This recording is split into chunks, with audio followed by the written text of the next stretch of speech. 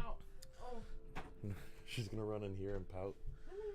You can come in. She's bringing her blankie. Wow. That's really cute. Oh, wow. Yeah, you got a lot of stuff over there. This is a Oh, you're gonna pout right there, right in front of us, huh? Yep, she did a big sigh and everything. Good girl. She went. Girl. She needs all the attention she can get. We're live. Can you fix your camera? Here you go. Where am I? There you are. Oh, I found myself. There we go. Okay. No, don't chug. I don't even have a drink. Oh, go get something. No, it's okay. Okay. We'll get you something later. All right. Thank you for reminding me that our desktop audio was muted, so there was no music for a second there. I Yep. apologize. Now there's music again. Also, Arculus, I talked about you. Only nice things. I said you're going to be so excited. Yeah. He calls it the Gambit movie now. Oh, see? There you go.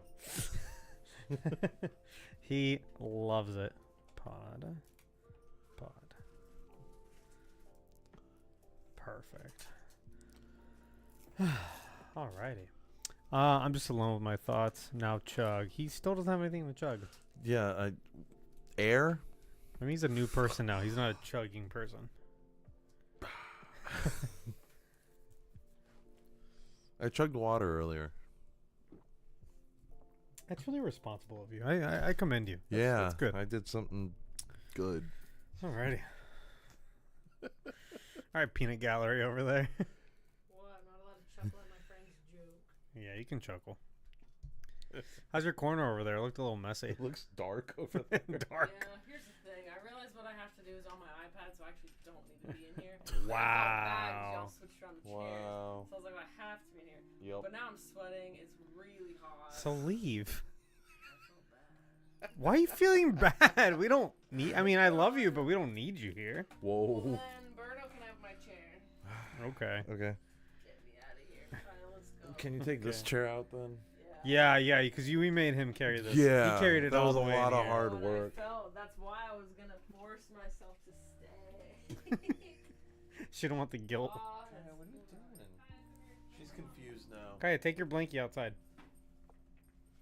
I'm gonna Okay, put she this left chair it. right here. It's gonna get tangled in the blankie. You gotta get the blankie first. Damn it. I'm doing it. It's already I'm tangled. upset. Kaya, take this. Take your things. What's on the ground behind me? There was a dog on the ground behind me. Take it easy. Kaya, you stay out here with me. Whoa, alright. Bye. I'm taller now. Shit. All right. Whatever. That's enough for distractions. This light Okay. just won't get out of the camera's way. There we go. Alrighty. We're back. We're back again. Oh, this chair's so much better. Yeah, it really is. I feel bad for whenever you use that one.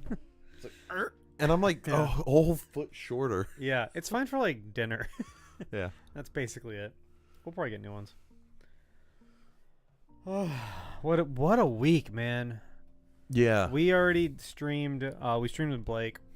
We talked about San Diego Comic-Con. It was fun. Now we're gonna talk about Deadpool and Wolverine, and probably most of Deadpool 2. Probably not all. Keep or cancel. The idea is, I'll be gone next week, and the idea is while I'm gone, I'll edit everything that I have so far. Yeah, because by the And time we get just back, we got to sort- go to a concert. Yes, Yeah. and then we can finish whatever we got to finish next week, and then Deadpool 2 will be out the following week. I mean, I'm off the 9th, the 10th, the 11th, the 12th, the 13th, what? and the 14th. You're taking a week off? Like 6 days, so like What? just under a week. Just using your PTO? Yeah. Nice. Just for my birthday. Oh, true. Yeah. Yeah. Just wanted to take some Do we have time off. plans for your birthday? Nope. Well, you should probably do that. I'm not I doing know. that this time. Sable was yelling at me, I did it last year. and I said I hate making plans, Yeah. and she said That's why we did it for she you last said I year. also hate making plans, so I guess nobody's making plans. Well, last year was pretty fun though. Last year was fun. I mean, it was simple too. Yeah. We could do something simple. Well, karaoke. It was Yeah. a good time. Are we getting a concert review on the pod? Oh, I talked during our silence. Fuck. Yeah, you did. Are we getting a concert review?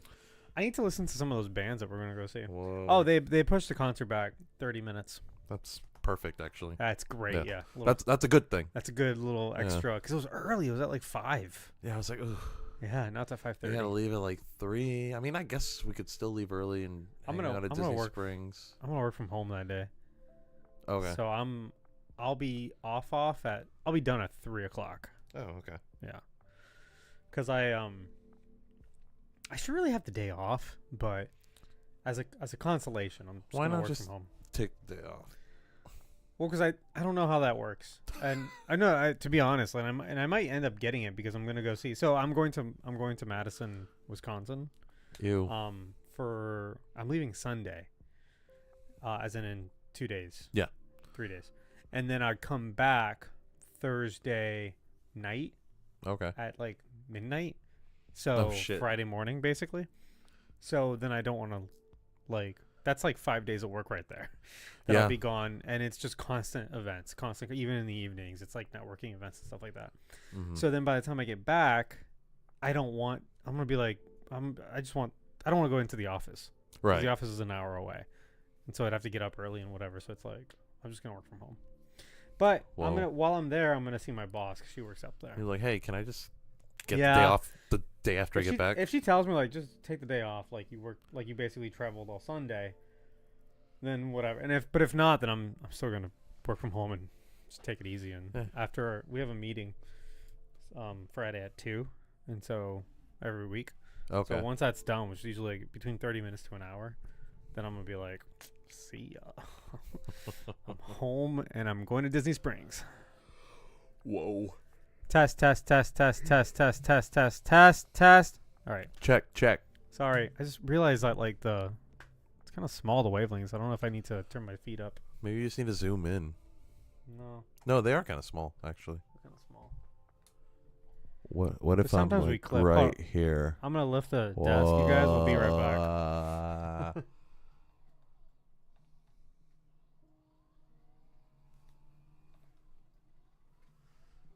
Gambit's an alpha level mutant. Oh, here we go. Where the? Oh, now I'm really short.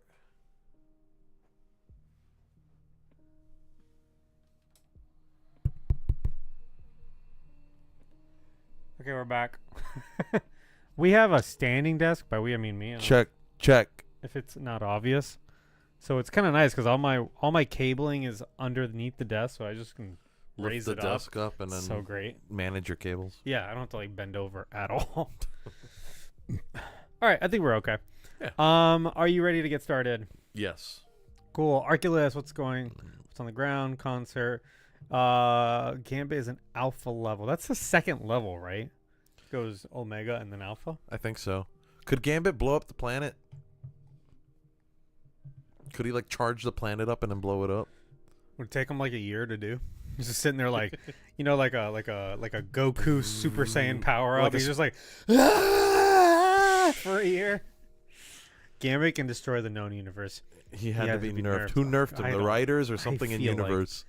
I feel like none of this is true. Someone went into his mind and nerfed him. What? Charles? Chuck?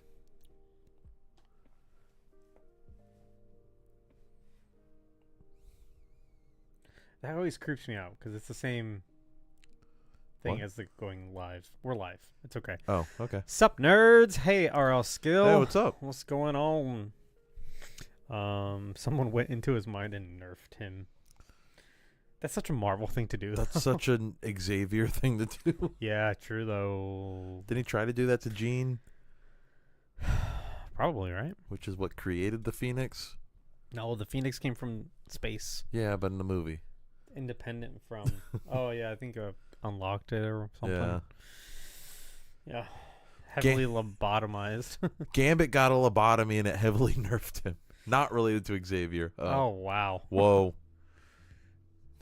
Well, here we go. I thought. Well, damn, that sucks. Arctos was making this up because he's so biased for Gambit. I know he loves Gambit so much.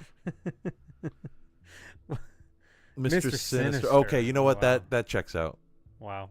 Anyway, welcome to Films from the Phantom Zone, your podcast where we watch what a forgotten superhero movie and decide does this belong in the Phantom Zone to be forgotten for forever or out and about for everyone to rewatch and remember fondly. My name's Arnaldo. I'm your host, and I'm joined by Berto. And Berto, what are we doing today? We're reviewing Deadpool and Wolverine. Deadpool and Wolverine. Look, if you're listening to this review, you probably already saw the movie number one. And you probably love it. So what good are our opinions at this point? Yeah. But I like hearing people talking about the things that I like. So I'm sure someone would. Yeah. If that's why you're here, welcome. Let's get going. Are you ready? Yeah. Real quick in the chat. Here we go. Arculus found some receipts. Oh, to boy. truly understand Gambit's potential, we can look at his alternate version, The Sun. New Sun. Oh, sorry. New Sun. I can't read. The alternate Remy never underwent surgery to limit his power, so his powers got out of control. He became a being of pure energy with the ability to control energy in any form. So what Electro wants to do? He didn't even need to power of the sun in the palm of my hand. He didn't even need to see an object to imbue it with kinetic energy or charge. The very way it functions and moves, energy in every form was at his disposal. He could even fly and control momentum. New Sun was so powerful. ... Powerful that he destroyed his entire Earth and everyone on it. Even defeated the Phoenix. His powers of controlling all kinetic energy allowed him to completely stop Archangel from flying towards him without a second thought. Whoa. Oh. Otherwise known, homie would be a Omega level. Why is Gambit OP? Dude. Of all people. You know what? I think they did the right thing by nerfing him. I think it was one of those things where they're like, yeah, man, he can just charge stuff up, and then someone years later was like, so what's the limit of charging up? Can he charge? He can charge the Earth up and blow it up. You can just charge anything, and they're like, oh fuck, you're right. Oh shit, I guess he can. We left him with unchecked power. Let's fix it. Oh man. Because I like Gambit, but he should just kind of just be a guy on the side. You know what I mean? Yeah. He shouldn't be like Magneto levels or what's his fucking name? Apocalypse levels of power. Yeah. Clearly more powerful than every being on his Earth. Well, he keeps on going here. While New Sun was powerful beyond compare, clearly more powerful than every being on his Earth, our Gambit is strong enough to best him in battle. Earth 616 Gambit defeated New Sun with not only his power, but his creativity. Whoa. Unfortunately, in doing so, he overcharged himself and returned to his alpha power level. What a fucking bozo. So, okay. Shit. I'm too strong. Reminds me of that meme where you tapped into Google. Help! I've accidentally built a Jeep. What have I done? I'm too strong. You just hear the wrench drop.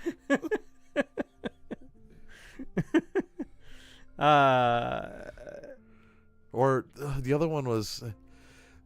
The other one was help! I accidentally restarted the Soviet Union or something. What?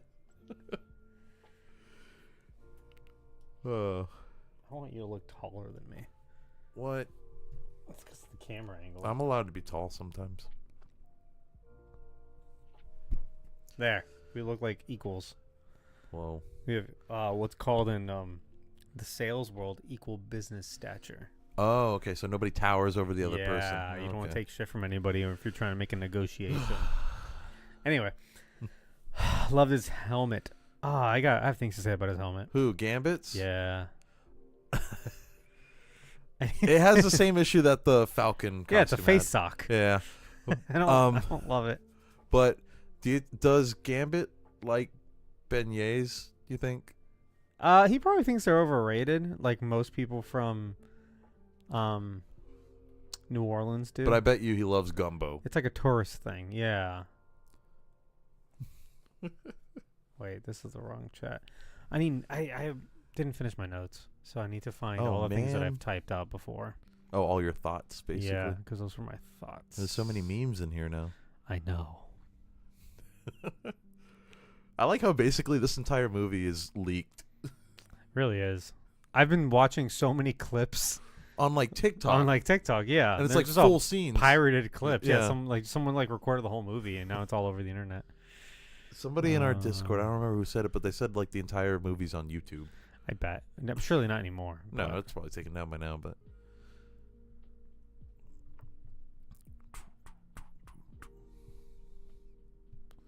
Do you have like a lo-fi version of Bye Bye Bye?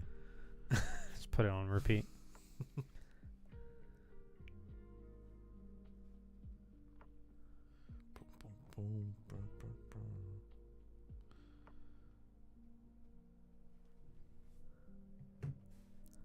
Are those your notes? I guess this is. I'll refer to this if I need to, Whoa. because these are some of my thoughts. My thoughts are still in my head.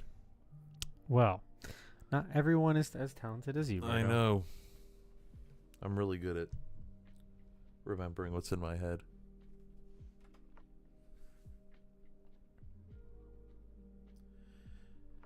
Damn it, there's not going to be any parking when I get home. What the fuck? What? I didn't copy any of it. I only copied the first thing. Oh. I want all of it. Is our chat saying anything? I can't see it. Oh. Ah! Oh, a lot. Okay. Can be Omega if he puts his mind to it. God damn it. Who said that? Arculus.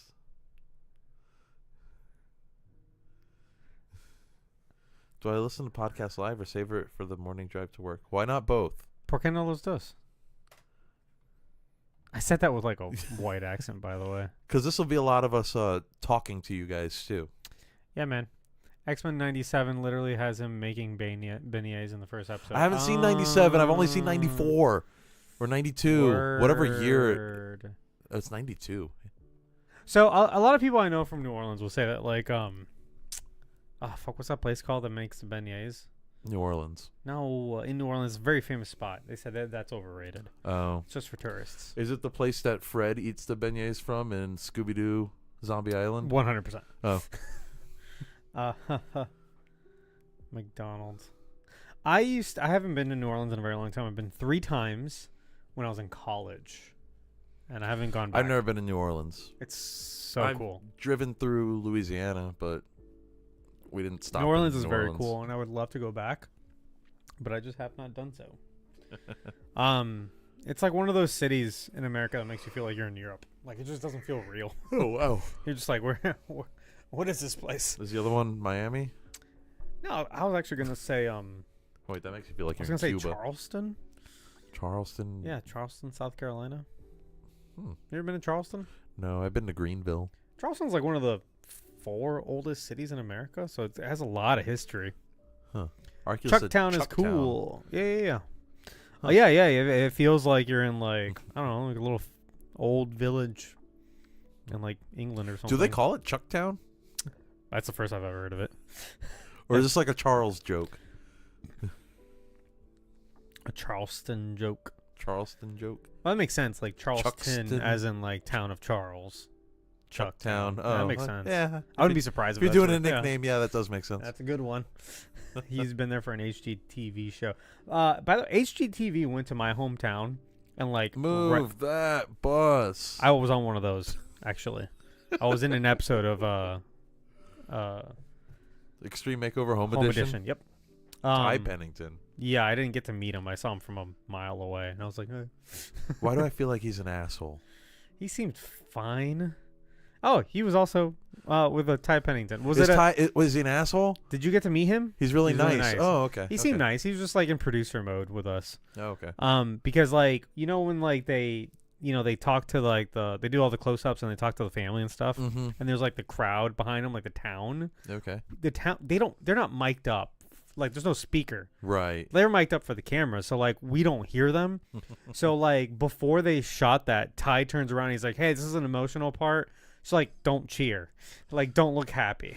Yeah. Cuz like it kind of breaks the immersion cuz the immersion is like the assumption is that everyone can hear them, but like nobody can hear them. Nobody can hear anything. So like if Ty wouldn't tell people to shut the fuck up, they'd be like, so we know that like your family's been going through cancer, like your son has cancer, and that's why you can't afford a new house. And the crowd is like, yeah, move that bus. Like they don't know. So he's like, no one say anything, and if anything, like look somber. And he's like, look somber. like this is the wholesome part, and we're all like, okay, and we're all just like, yeah. But it was fun. I mean, it was just like, it was the only bit of movie making I've ever been a part of, like TV making. It just takes forever. We were on a bus. Our own bus, not the bus. Oh, damn. We were on a bus. I was with the marching band, and we played for them to do it or whatever. We recorded for the first for part of the episode and the last part of the episode, so they were a week apart because they take a week to build the house or whatever. Okay. And for the first part, we were there for like 4 hours, and for the last part, we were there for literally like 8 hours, sitting on a bus just waiting. And then we went outside. We played a few tunes. We went back to the bus, and we came out, and we stood there. They filmed some shots, and then like we were done. What tunes did you play? Were you like do do do do do do? No, we don't play that. That's Michigan. Yeah, it's Go Big Blue. No, we played like our tunes. Like marching band tunes and shit. Florida Gator shit. Yeah, it was fun. It was funny because we were just like all going stir crazy in the bus. Just like when the fucker when do we get like I was starting to regret signing up because it was voluntary. Like it wasn't like it wasn't the entire band. I was just like, hey, we need a few people to do it, and they got like maybe like 50 people to do it out of a band of like 300 people or whatever. And you're sitting on a hot bus. No, they ran the AC for us. We were just like playing games. This is before it wasn't before smartphones, but not everyone had a smartphone. Oh, so this was like 2009. Yes. Okay. So, it was like 2010 or something. Like the iPhone was still brand new. Yeah, like I had an iPhone, but like most people didn't. I was an early adopter. Maybe they had an iPod Touch, but they didn't have any internet access, so they Wi-Fi. couldn't do anything. Right. So we were all just like playing like games, like in our heads. Like, oh god. Just like I don't know, like whatever we could think to talk about or do. Like back in the day. For 8 hours. That's a long time. It was a long time. And that's all I remember from Oh, and I remember a few of the band people were allowed to go inside and look at the house, but I wasn't one of them. So, damn. Yeah. Weren't good enough. I was not good enough. No, I wasn't in the director's good graces. That's why I didn't get to go. Oh. Anyway, Deadpool and Wolverine. Oh wait, what's going on here? Didn't most people lose those houses? I think it's not that they lost them. I think that they stood so much more to gain from selling them than they did keeping them. I would get more if I sold this than if I kept it, especially with the way the market's heading. Well, even back then, like they would pay. So after a while, they started paying for the house. Like they would cover the mortgage, right? At least. Otherwise, you get stuck with a house and it gets valued, and you actually have to pay more because your property value. It's like when you win a car and you get fucked over. Yeah. Yeah. So what they started doing is they started paying for the house, and you would just be responsible for like the property taxes and stuff.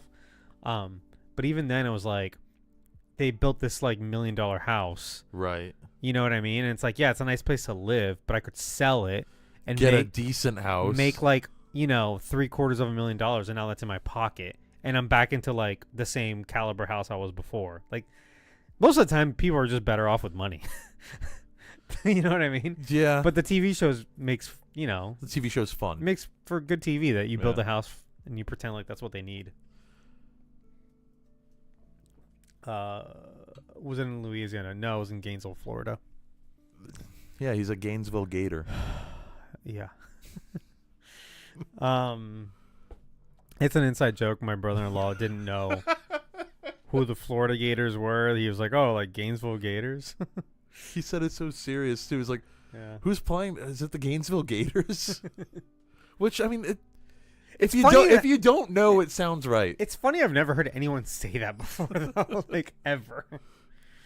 Anyway, Deadpool and Wolverine now in theaters, directed by Sean Levy. Hell yeah. I didn't do any of this. Oh. So let me just keep going. Sean Levy, who seemed very excited to be directing this. He just seems like a really, how do I put this nicely? Adequate director. Like he's very competent. He's good. Yeah. He doesn't seem like he's not like an auteur. Like he's not special. he just seems like he's just really good at his job. You know what I mean? Well, he did a few episodes of Stranger Things, right? He did good episodes of Stranger Things. Okay. He's gonna do a couple more for the finale also. Hell yeah. Anyway, written by Ryan Reynolds. He gets a good credit this time. Rhett Reese and Paul Warnick and Zeb Wells. So for the most part, all the same creatives. Yeah. Minus new director, but yeah, starring Ryan Reynolds, Hugh Jackman, Emma Corrin, Morena Baccarin, Rob Delaney, and some other people. It's so funny because on the Wikipedia under starring they have like the official cast, which doesn't include any of like the spoilers. Well, yeah, I guess you couldn't really. Well, no, you absolutely could. It's just that like I guess like they didn't build them that way for like extra surprise because because they're probably they're just like in like the credits. Right. Yeah. Right. Yeah. So Sean Levy, he did the Adam Project. He's also done all the Nights of the Museums. He did Free Guy. I think there was something else that he did. Also, we did talk about how he did Free Guy. Yeah, we talked about him briefly. Yeah, he's fine. Like he's good. Yeah, he's very safe, as R.L. Skill just said. I think he is creative. He doesn't do anything like insane though. Yeah. But that's okay. I think he's very down to earth, very creative. Yeah. There's that one shot scene in Stranger Things, the newest season, where the kids are hanging out in the house and then like the fucking like FBI comes in and start murdering everybody. Do you remember that scene? I think so. He directed that scene. It was his idea to make it like a one shot thing. Genius. Like he is talented. We get another one shot type scene in this movie too. Remind me. When we get there. Yeah. What's that YouTube link? I don't want to click on it. I'm gonna click on it. Is anyway. it you? He's asking if it's you. Oh shit! It might be.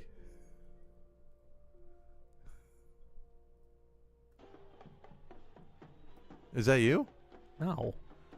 Lends a band to Gainesville family. These lends are a children. Hold on a second. We were wearing uniforms. Like we're like. These are children. This probably is the episode though. I kind of remember Mohawk Guy. Mohawk Guy. So yeah, this is definitely the place. But like, okay, see the people up front. This is like some sort of like high school or something. But I want to say in the back, it might actually be like. Were you actually in like your band uniform? Yeah, we were in full uniform. But yeah, I'm pretty sure this is 2009 Extreme Makeover in Gainesville. Yeah, this is definitely the episode. Whoa. If you find the rest of the episode, there's like a shot or two that I'm in. Nice. I'm not in any TV shows. Yeah, because I watch myself on TV and. What's honestly like being Arnaldo in the front. Oh, the second link. The small child. Oh, Arnaldo. Wait. What second link? Is that the second link? You just sent me one link, dude. Hang on. I think he sent two. Is this a different one? Watch this be the same one. This looks like the same one. Yeah, it's the same one. That's Ty Pennington. No, that wasn't him, was it? No, I don't think so. Yeah, that's the same video you just clicked. Those are children. Yeah, dude. He is in an episode of Barter Kings. What's Barter Kings? I don't know how to describe it. Okay.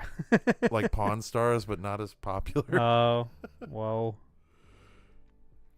Yeah. Anyway, I mean, I'm sure it's out there because I have seen it. I've been on TV a few times, mostly with band. But there was a game where like the camera just stopped on me and hung out and right in front of me for like a good like 5 seconds, and I'm just like why? I'm like looking at it, I'm like looking away, I'm like, oh, that's a close up. Oh, you were awkward. It was in a Sugar Bowl, so it was on national TV, by the way. Everybody saw it. You're just like, what the hell? Mm-hmm. Yeah, it was like a 2010 Sugar Bowl, I think it was. 8, 7, could have been 2010 or 2011. Anyway, enough of Extreme Makeover. Yeah. Sean Levy. All right, so we're talking about Sean Levy, blah blah blah. So it should be noted, obviously, this is the equivalent of Deadpool 3. as we all know, sequel to we were already doing these movies, Deadpool and Deadpool 2. Sequel to Deadpool 2. Yeah, but also now in the MCU, and Yeah. I had a really good meme that I've been meaning to send everybody, but I keep on forgetting. Damn it. And it's the couple in bed, and the guy's like off. He's like staring off into space, and the woman's like, "I wonder what he's thinking about." He's probably thinking about her. other girls or something. And he's thinking about the most obscure bullshit. Yep. And what he's thinking in this meme is, when Deadpool and Wolverine comes out on like Blu-ray, am I gonna put it in the MCU section of my collection, or like after Deadpool 2 in the Fox Marvel section? You might be able to just It's move like, Deadpool over to the MCU. well, that's a good question. Is like, but how much do you bring you? You know what I mean? Well, they're all MCU adjacent now, so. Well, that's what I'm saying. I think here's what I think I'm gonna do. I'm gonna have a Marvel. I have the MCU section. It's Right. under Marvel Cinematic Universe, right? So MA, and then I've got all the Fox Marvels Under X-Men. under X-Men. Yeah, because they were all X-Men movies originally, right? And so like now I think, as in it was just because they were just Why X-Men. is it ordered by Wolverine, universe number? Wow, yeah, that's gonna work. So this is 616. This is 15000. Then where's Fantastic Four gonna go? Because probably that whole movie is set in its own universe. I don't know. So I think I'm just gonna do like Marvel adjacent and Marvel cinematic. So Marvel adjacent, it'll have like all the X-Men movies, and then like Ghost Spider-Man Rider. movies, Ghost Rider. Yeah. All those will be kind of separate, but they'll be in the M's right next to the MCU. Okay. That makes sense. That's a good, clean way of doing it. But what happens with this movie? How are you gonna show it? How are you gonna like show this movie? Because like we're making sense of it because we're living in the present. Right. But like in 20 years. Well, it's not called Deadpool 3, so. Yeah, but it is Deadpool 3. It is, but it isn't. In 20, 25 years, when your kid is old enough to watch a Deadpool movie. Well, my kid's How are starting you with gonna- he's starting with Blade. That's what I'm saying. Are you gonna like make him go through all the whole thing Order of release. for like everything? Like you're gonna make him go back and forth between the MCU and like the X-Men universe for the years that it overlapped? Yeah. Wow, that's extreme. But you know what And I'm I'm gonna saying? make him watch Agents of Shield, Like at what point? and it's gonna coincide with the movies. Your kid's gonna hate you, man. Your kid's gonna come up to me and be like, "Hey, I heard I need to watch like Captain Marvel first." Dad, the kids at school said Agents of Shield isn't canon. Anyway, let's get started. What do you think of so if you've never done a review with us, we're going to talk no spoilers for a little bit. We really want to talk about the spoilers though, but if you haven't seen the This movie movie's yet, mostly spoilers. yeah, this movie's mostly spoilers. If you haven't seen the movie yet, we're going to talk about it generically for a minute before, and then you're good, and we'll let you know specifically when to stop listening so you won't be spoiled. And then at the end, I also want to go through as many Easter eggs as I could find. Because I'm sure there's like an endless amount. Yeah, pretty much. So let's get going. Overall thoughts, Birdo. What do you how you liking this movie? I really, really, really liked it. It seemed like a movie catered towards us specifically. Oh, you mean Films from the Phantom? Yeah. Yeah. It felt like that. We're in no spoilers. I mean, it's just I'm gonna leave that at that. But I'll give you one more, and I'll say that like this is a very much a love letter to the X-Men Fox universe. In a way that surprised me because it was a lot more wholesome than I expected it to be. Mm-hmm. Like, yeah, it shit on it a little bit. It made some fun jabs, but like overall, it was like it did pay respect to this very messy, very flawed cinematic universe. Yeah. So okay. So this is the no spoiler section, but I'm gonna just put out one spoiler. It's not a big deal. At the credits of the movie, this shows a few scenes from behind the scenes of like the old X-Men movies, and it really was touching. And you know what it made me think of is, or why it probably is there. Oh, set to Good Riddance by Green Day too. You know, like the sad nostalgia song. Oh man, like you're just like graduating high school. You know what I mean? Like, yep. And it was like, yeah, not only Zach here in the chat is saying it's a great send off to the Fox universe, but like as a reminder, like I want to say like that was Feige's call because Feige worked on all those movies. It's what started his career. Yeah, he started as we talked about this forever ago, but like there was a point in Marvel where they said, I think we talked look, about it on our X-Men episode. That's probably it. Yeah. Where they were like, if we're going to license these properties out to movie studios, let's at least have some of the creative control so they don't just stomp all over the IP. Let's package the movies. We'll come up with a loose script. We'll have some producers on our side that can vouch for the characters, so to make sure that they're doing it right. Yeah. And they go off to the movie set with Fox or with Sony or with Universal or whomever. Feige was like heavily associated with Fox. So I think he's credited on the Spider-Man movies too. Is he too? I think so, yeah. Okay. So he was the guy. He was the guy that Marvel sent with the purchase of the IP to be like, hey, like, this is what the character's like. Like, let's work on a script that does justice. He's a comic nerd. He's a huge nerd. Yeah. Let's make, a movie that does justice to the character. So he was there as an executive producer in that capacity as a youngin, And so, yeah, he's on those credits for like the 2000s X-Men movies, and I'm almost certain he's on the Spider-Man credits also. There was a story that it was on one of the movies that Feige was like involved with, but I guess like the executives told like the star to like don't read any comic books, and apparently Feige was like sneaking comic books to them. That's great. I don't remember what movie it was though. Oh, I've never heard the story. Maybe I'm making it up, but like I heard it. I definitely heard it. So it does hit you a little bit in the feels because you don't see that coming. No, especially at the end of a Deadpool movie. Yeah. It's one of those things where I'm like, yeah, like, Hugh Jackman's in this movie, right? Like, that's obviously. But, like. Spoiler. He's been doing this role for over 20 years now. Mm-hmm. He looks almost as good as he did on day one. He kind of looks better. Yeah. Honestly. It's perfect casting. We've talked about this a lot. But it's because the man doesn't seem to age very much. No, yeah. He has a few wrinkles now, and he just looks, he's aged he like red wine, grizzled. Yeah. He looks a little bit more grizzled.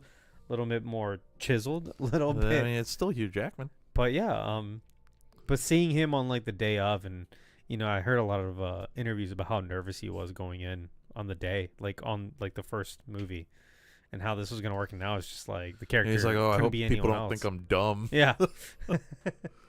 But anyway, we've talked about Wolverine for a lot. We've covered all 3 Wolverine movies recently, so check those out. But yeah, overall, I fucking love this movie. You've seen it twice, right? Yes. I've only seen it once. I want to go see it again ASAP. I think Blake and Summer are watching it right now. Oh, really? Yeah. Oh, cool. But I have to Probably travel. done with it I don't know when I'm going to be able to see it again, but I fucking love this so much. I would venture to say, like, I don't rate movies very much, but like if I had to, I'd give it a 10 out of 10. Yeah, same. And it's not because it's a perfect movie. It's because to me, it's like, I don't think a better Deadpool and Wolverine movie exists. Like, I don't think you can make it any better than this. You know what I mean? No, it's one of those things where, like, my only complaint is I just wish there was more. Sure, yeah. Like, I just want more of it. No, like, I don't really have any, like, is it a perfect movie? No, it's not. It's definitely not. Like, there's a few, like, if you're super critical, you'll find some nits to pick. Yeah. Nits to pick. But as far as this movie goes, it hit all like the right notes for me personally. Right. See ya, RL Skill. Have fun. Thanks for popping in. Yeah. Sorry, go on. I just want to say goodbye. Yeah, no, it's just on a personal level, this was like a 10 out of 10 type movie for me. Because I was criticizing Blake because he gave it a 3.5 stars out of 5, which is equivalent to like a 7 out of 10. And I'm like, okay, but like, not every movie across every genre needs to be rated on the same rubric. You know what I mean? Like, if your favorite movie of all time is like, I don't know, like, what's a good movie? Casablanca. And it's like, well, that's a 10, so what's this? It's like, I feel like you're missing the point.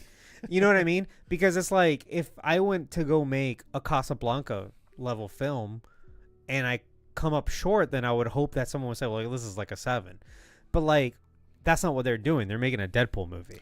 Right. So like, I just, how good they're going for a different thing. Yeah. So it's like, if the best possible Deadpool and Wolverine movie / a Deadpool 3, the threequel could be, is a 10, then like this hit it out the park. Like, this is a 10 for me. Yeah. Now I'm not saying this movie's better than Casablanca. I'm just saying, like, this movie is the best version of it possible. It's better than Citizen Kane. Yeah, I don't Citizen like Citizen Kane's Kane. overrated. So like, Citizen Kane gets a lot of credit, but it's before the time. I think it just did a lot of really innovative things at the time, which it's an important movie. I'm not sure it holds up. They put the cameras on the floor. Like, they did a lot of things. Right. You know?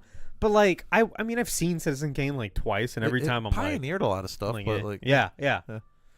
You know, we're not flying the original plane either anymore, so... Yeah, things can be upgraded. In the chat, by the way, we're live on Twitch. I haven't mentioned it. We're live on Twitch every single episode. If you ever want to yell at a podcast in like live in the moment, come hang out with us because we allow you to do that. Zach is here in the chat, and he's saying, to me, this is the best MCU film since Endgame. I'm a lot softer on the MCU than a lot of people have been. Like I am too. I think I'm like. I think it's been steadily great since Endgame. Yeah. No, I have some issues with some of the movies that came out, but yeah, like I don't hate any of them. I don't love them all, but I certainly don't hate any of them. Yeah. Even the TV shows, it's like, yeah, I can recognize that like some of the TV shows have not been great. Falcon and Winter Soldier might be the one I'm closest to like actively disliking. Yeah. But even then, I still think there's some good stuff there. I like it all. You know what I mean? Like, and I'm not the kind of person who, if you listen to our show, you know that like I do really dislike some stuff. But like I think the MCU's has been a very comfortable place where like everything is at least passable and good, and then some things are really, really great. And so like even this movie pokes fun at like the quality since Endgame. And to me, I'm like, I think people are just fickle. The people are fickle about the multiverse saga, which is a little messy. It's okay, but like it's a lot of it's behind the scenes. The bullshit. highs have been very high. Yeah, in my opinion. Yeah, No Way Home. No Way Home. Loki. We don't get No Way Home, Loki, and Deadpool and Wolverine without the multiverse. Yeah, and they've been there's been some really fun exploration of like old characters, and like our good friend Chris, like he hasn't seen this yet, but he doesn't love multiverse shenanigans, and he's like, yeah, I love No Way Home, but at the same time, like all of the highs in the multiverse saga have so far been, hey, look, remember this character we didn't have rights to before? Here he is. Here's the actor. La. It's like, yeah, but they haven't milked it in a way that's run dry for me. No, it doesn't feel exploitive or anything. Not yet, anyway. Right. Secret Wars might feel that way. Yeah, but Secret Wars very well could be. And Zach says Secret Invasion could have been so much better. Yeah, it could have been, but I really did like it up until the last 2 episodes. Same. And it had some really solid performances, which is what I mostly took away. But the last 2 episodes kind of like killed any momentum for me, at least with that show. Moon Knight's a high for me. Last episode, though, I don't think it's bad. I think it's just I like Moon Knight. It just could have been the finale could have been better, but I think the show overall was incredible. Yeah. But no, this is definitely a high point. And I think, everyone's saying, "Oh, Marvel's back." You said that last year when Guardians 3 came out. Bro, you say that every other movie. Every other movie, Marvel's back, and there's been an ongoing meme about that. It's like back and forth, back and forth, back and forth. Marvel's dead. Marvel's back. Marvel's dead. Marvel's back. It's just like this time, I feel like they're using that marketing though. It's like we're back, baby. Sure. Because they're doing that when they're talking about the new Captain America and with Thunderbolts. They're like, oh yeah, we're going all in. So far this movie has made $590 million. That's a lot. It's been 1 weekend and 4 days. So yeah, it's a lot of money. Especially for an R-rated movie. Yeah. It is the largest or the highest grossing R-rated movie of all time. Largest R-rated opening of all time. It beat Passion of the Christ? Yes. Whoa. I think the first one didn't it? Or it was right below it. He joked that it didn't, right? Yeah. I think it's Passion of the Christ, us. I want to. Yeah, but he made that joke for the second. I don't know if the second one did better than the first one, but he made that joke, and then Joker came out. I think Joker might have beat Passion of the Christ. Joker. Yeah, but I think this beats everything. This is the fourth. I think I want to say it was like the 8th largest opening of all time, any movie, and then it was like, don't quote me on that one. And it's the second largest opening of this year, and biggest MCU opening since No Way Home. Oh yeah, for sure. Yeah, so this is big time, and it's fun because it's an R-rated movie, and I think they're still getting all those butts and seats. Yeah, I think it's one of those things where like Feige went up to Disney and was like, we need to put all our cards on Deadpool. Fuck that it's rated R. Like, we gotta let them do what they're gonna do. If we give them all the toys to play with, it's gonna make all of the money. You know, and in all interviews that I've Amazing Spider Nerd is here. This is not his first chat? Is this a different person? This isn't Spider Nerd cosplay, is it? He's been here. This is his first chat. Maybe it's a different account. Yeah, did you make a new account? Anyway, what was I saying? Oh, I've seen interviews with Ryan Reynolds and Sean Levy, and they ask him like, "Hey, what did Disney push back on?" And he was like, nothing. Like nothing. Like there was one thing. We don't know. He didn't say what it was. Was it cocaine? No, that's the thing because that's in the movie. But they're like, they pushed back on one thing, they cut it out, and then everything else was fine. Like he was like, Ryan Reynolds said like, maybe it was like a Bob Iger joke or something. Maybe he kept on waiting for like Disney to say like, no, you can't do that, and it just never came. And he's like, every time we asked for something, they were like, yeah, it's great, fine, do it. So, and they also asked Ryan Reynolds like, what's the most surprising thing that Disney allowed? And he's like, pretty much everything that's in the movie. Look, man, Disney is a for-profit company, so whatever makes them the profit. Yeah. Right. But it seems like it's working. I mean, I don't know what the budget for this was, but it was $200 million. Oh, okay. So they've already. It's a high-budget movie. Yeah. Oh, yeah. I mean, it's already twice over. You think it's gonna hit $1 billion? Yeah. Would it be the first R-rated movie to hit $1 billion? I don't know. Probably. I don't have all those stats in front of me. He had to make a new account. Oh, okay. Cool. Well, welcome back. All right, what else can we talk about this movie? So I feel like usually we break this up into categories. Story, and it's like we could talk about what are the story things that we like without spoiling the movie. However, we'd have to talk around a lot of things. Yeah, but it's like that's not the reason you go see a Deadpool movie. The reason you go to see a Deadpool movie are the gags and the jokes, right? And like the story might be the weakest part of this movie, but I still think it was overall a decent story. I don't think it's weak at all. What I think it's small and short. I think there's so many fun bits. There's so many action bits, so many fun things going on that like the story kind of takes a back seat. The story itself is, it's pretty simple. Yeah, it's simple. It's like, that's why we like the first one. My universe is going to shit. Gotta save it. Yeah. And they brought in the TVA. Which is what I said was going to happen like 2 years ago. Yeah. It's the obvious way to go, especially since at the end of Deadpool 2, he's messing with like time travel and stuff. So it's like, if you're I like how they addressed that too. Yeah. Yeah. So, yeah, no spoilers. Yeah. Yeah. But the movie also, like the bits of story that it has, I thought was really it's handled very well. And it was so touching, and it's about male adult relationships. And it's just about, because it's like, hey, like how do we make this movie about two buds? All right, like what are two buds in their 40s going through? Midlife crisis. Yeah. And I mean, like fucking one of them's in his 40s, the other one's in his 50s, almost 60. Isn't he like almost 60? Hugh Jackman? I think he is almost 60. Yeah, he's getting up there. He's pushing it. Yeah. But at the end of the day, like this kind of the heartfelt part of the story is about like, just like a normal guy alone trying to find his purpose in life. And if that's not the most relatable thing for adult men, then like I don't know what is.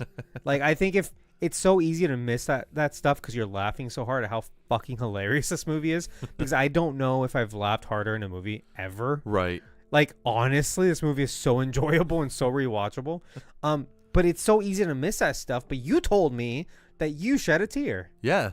The second time, not even the first time. The first time I felt emotional, but the second time I was like, there's a scene, and I'm sure we'll talk about it, but it's just the way it's presented, the music going on, the way it's shot, like all of it just kind of like overwhelmed me. Uh-huh. To the point where it's like my mind didn't know what to do, so I just started crying. It was like you're like overstimulated. Yeah. There's too many things. Too many emotions happening all at once. I can understand that. Yeah, and I'm just like, oh my God. Yeah.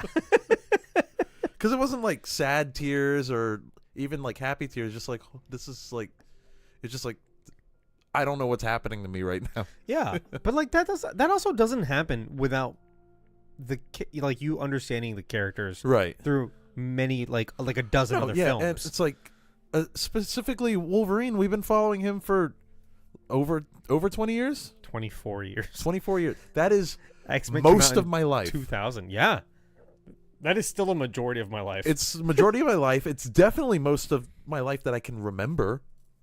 And I saw X-Men in theaters. I don't know about you. I did too. You were younger then, yeah. Yeah, because it came out, 2000? 2000, yeah. I was 7. Wow. Yeah. Fuck. I watched it in the theaters in Puerto Rico. Cool. I remember a subtitles. lot of... No, it was in English. But all the subtitles. Oh, there were subtitles. They always put subtitles, But all the commercials before that were all in Spanish. Yeah, of course. So that's a memory I just have. Yeah. Were you living in San Juan? Did you see it in Plaza? I don't remember where I saw it. I'm sure I could ask my dad. He might remember. Yeah. Wow. I called Spider-Man. Yeah, I did call that one scene. That was great. I love it. No, Zach, it was not Dogpool. No, but so yeah, like I said, funniest movie I've ever seen. This other thing categories, cinematography. I think this movie is very clean. The action is very well shot. It's very easy to follow. It looks more colorful and more, I don't know how to say this, high resolution than the last few Marvel movies have. In general, yeah. Yeah, it doesn't have this gray wash over it. No, and like that's hiding bad special effects. And the colors like on their suits really pop. Yeah. Even when they're covered in blood. Kind of looks more like a non-Marvel movie than a Marvel movie. In a weird way, yeah. Yeah, and I kind of appreciated that because I feel like they just had the more time to kind of get all the CGI figured out. Well, I think it's what you said. Like, I think there's like, we need to go all in on this. We can't half-ass anything. Some people have pointed out some scenes that like there was one scene that was weird, bad CGI, but like I didn't think any of it was. I didn't really notice any of that. That's the thing. Look, my perspective on this is if you need to stop the shot, point it out, zoom in, rewind, go back, talk about it on TikTok, then it doesn't count. If in motion you don't notice it, it's good. CGI is made to be not noticed. That's what special effects are made to not be noticed. There was one that I did notice only on my second viewing though. It was during one of the times Deadpool and Wolverine are fighting. Deadpool goes to pull his sword out of his sheath. It looks like the sword like kind of clips through his body. I've heard that. Yeah. And I was just like, well, that was a little. It's like a split second. It was probably just like bad placement on it. Yeah. But, it's not a big deal. It's one of those things where I'm sure they're gonna fix it before it comes out. It absolutely could be. Nowadays, they fixed. still kind of keep on working on the movie afterwards. Unfortunately, it is like a blink and you miss it. Mistake. I also heard there's a scene where Wolverine looks like a video game character in his movements, and I'm not convinced that's a CGI thing. Is it a costume thing? I think it's just that like he looks because he's wearing his costume and it's just like I don't know. I feel like that could be real. And because we're not used to, he's trying to look extra feral. Well, yeah, no, I know exactly what you're talking about. Extra comic book Wolverine. I think we're just not used to seeing that. Yeah, and I'm like, I think he's just moving like an NPC, like in a selection menu, like like on fucking like Marvel vs. Capcom. Or? Yeah. I was gonna say Mortal Kombat, but and they're just kind of like moving back and forth a little bit, I don't. I'd have to look at it again. Idle pose. Yeah. I'd have to look at it again, but like I don't really think that's bad. But it's, when I talk about special effects, like I just did a second ago, like I think about like the Star Wars Episode 1, Bunta Eve classic crowd that they're just pegs on a board. You know what I mean? Some of them were like little micro machine figures, but like with one tone paint. Yeah. You know what I mean? Like they're not anything. They're not like tiny little like miniature dolls or anything like that. They're just like pegs and like little micro machine figures. Yeah. So it's like, but you don't look at it because you see it from like this wide angle and it's very quick. Yeah. And then they're in the background shot and it's like, yeah, dude, if you have to stop, zoom in, and be like, oh, these are just like little pegs on a piece of cardboard, then the just like the You know what I think? effect worked, I'm like, you know? wow, they were really like ingenious with how they did that. Yeah, very innovative. I'm not like, wow, look how shit that is. Yeah. So it's like the same when you translate that into computers. To me, it's the same thing. You know, if you don't notice the CGI, then the CGI works and it's good. Because movies aren't meant to be watched frame by frame. You're not meant to be picked apart. Yeah. But the action is, I think, a highlight. I think The action's very good. it's action packed. Choreography in general is very good. Yeah. Yeah, it's one of those things where it's like we've already talked about this a lot in our Deadpool and Deadpool 2 episodes, but like how Deadpool's action is kind of one of the things that elevates the character from like other superheroes or whatever. Yeah. But like combining him with Wolverine and like knowing how he's going to interact with Wolverine specifically and how much better their interactions are than like say like X-Men Origins the last time they met or whatever. It's just fantastic. There's a scene in this where they fight for almost no reason. Just because it's like, you know, I mean, they have an argument, but like they fight. And you just want to go. Well, Wolverine was very mean to him. Okay, sure.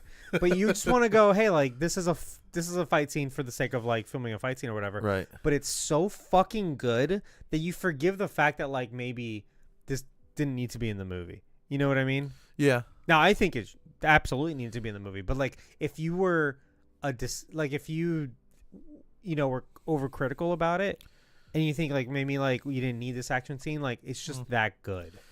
I mean, if you're talking about the one I think you're talking about In the car. Yeah. There was kind of an emotional and character driven reason for them to fight there.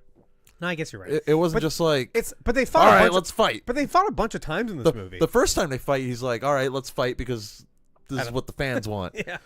But the second time, it felt a little more personal. Okay, yeah. But the action was good, though. The action was very good. Yeah. Music. It's mostly needle drops, and I was listening to the score is good too, though. The score is good. I was listening to the score and the playlist today. The score has two different things that say two different tracks that call it the main theme in different ways.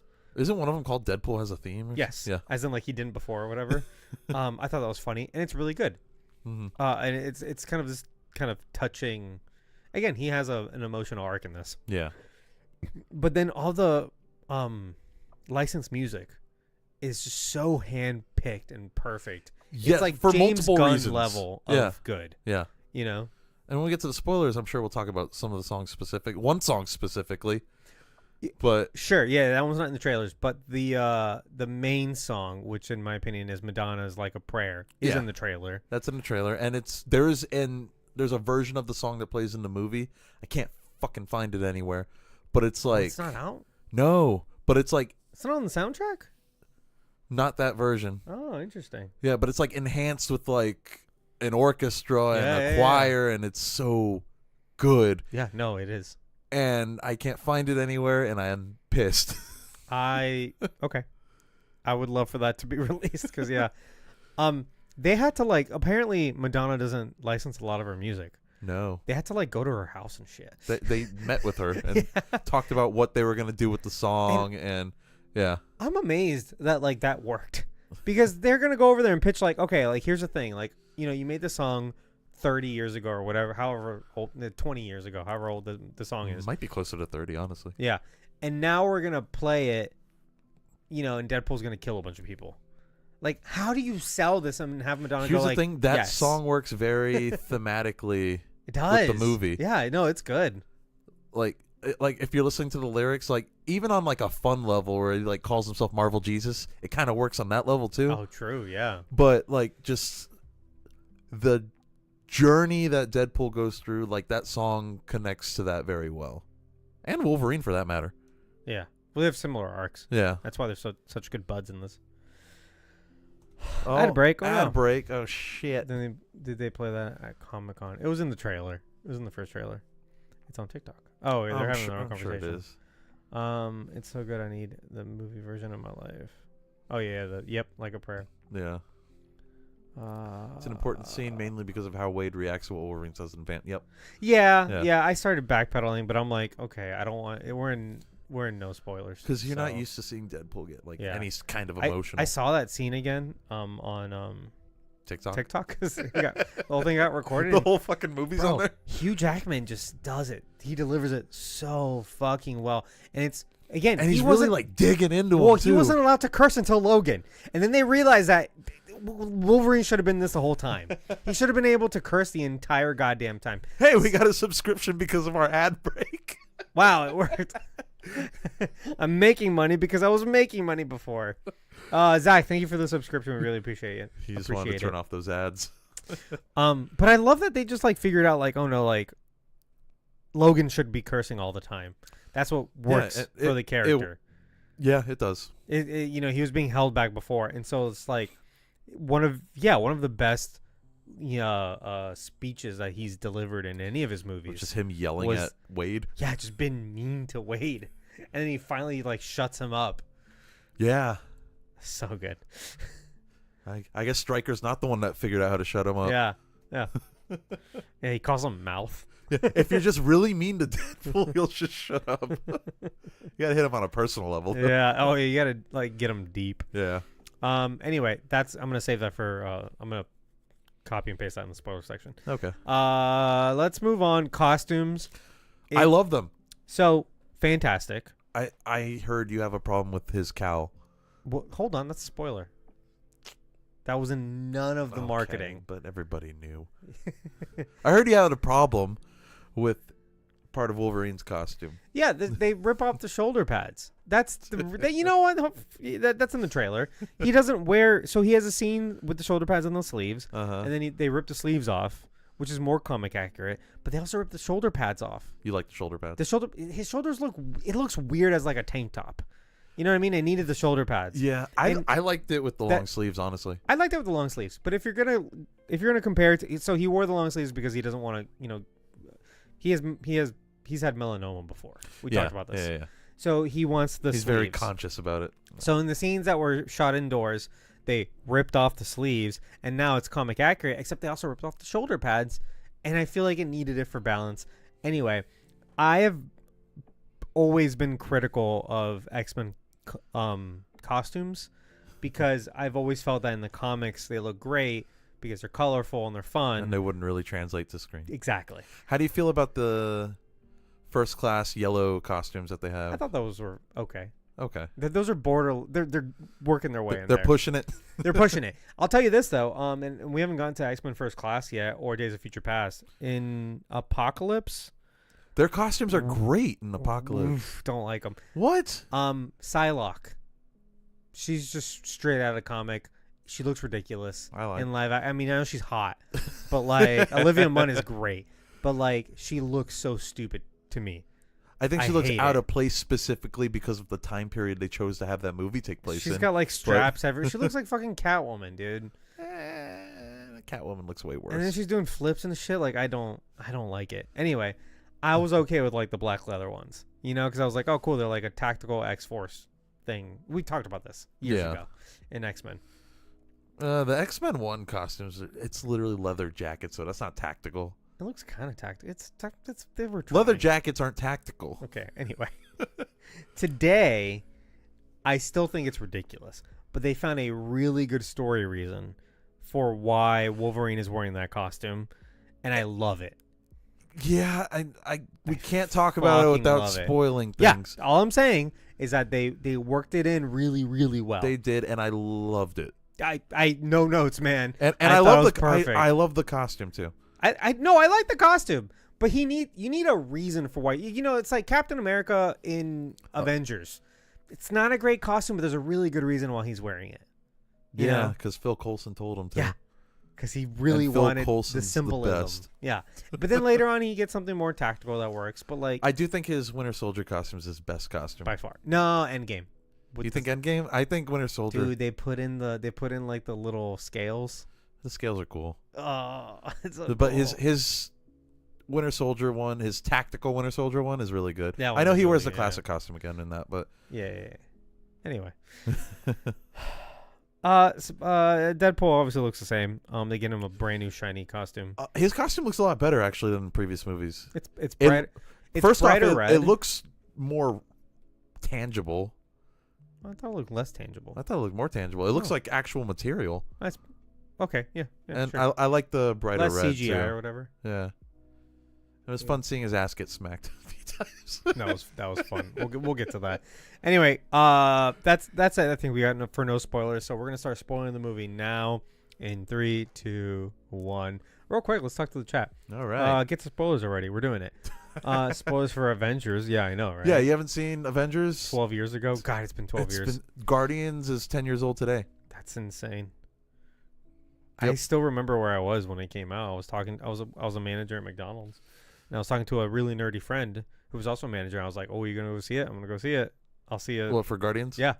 And I then we I talked was about it a afterwards. kitchen employee at Chick-fil-A, and I Wow. gathered a bunch of coworkers to go watch it, and we played soccer before we went to go watch it. That sounds fun. Yeah, it was actually it was a fun day. It was a I fun love outing. soccer. Yeah. Yeah.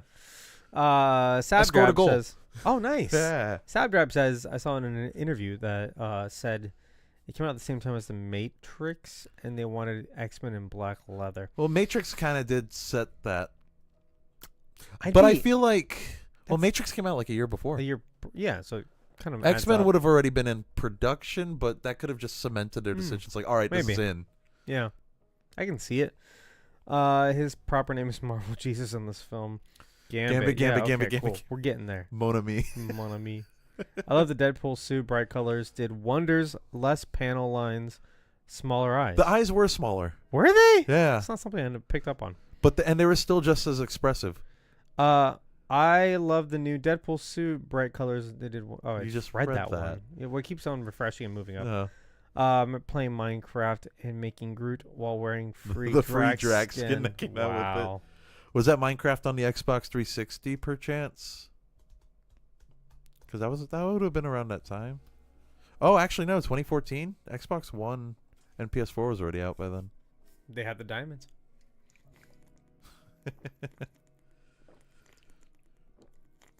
They did have the diamonds. The diamonds that are the most important Most part important of part. Yeah. Deadpool. All right. Do you want to take a quick break? And then we'll do spoilers. Yeah. We have other things to do too, so it's gonna be a short break. Short break. 2 minutes. We'll be right back.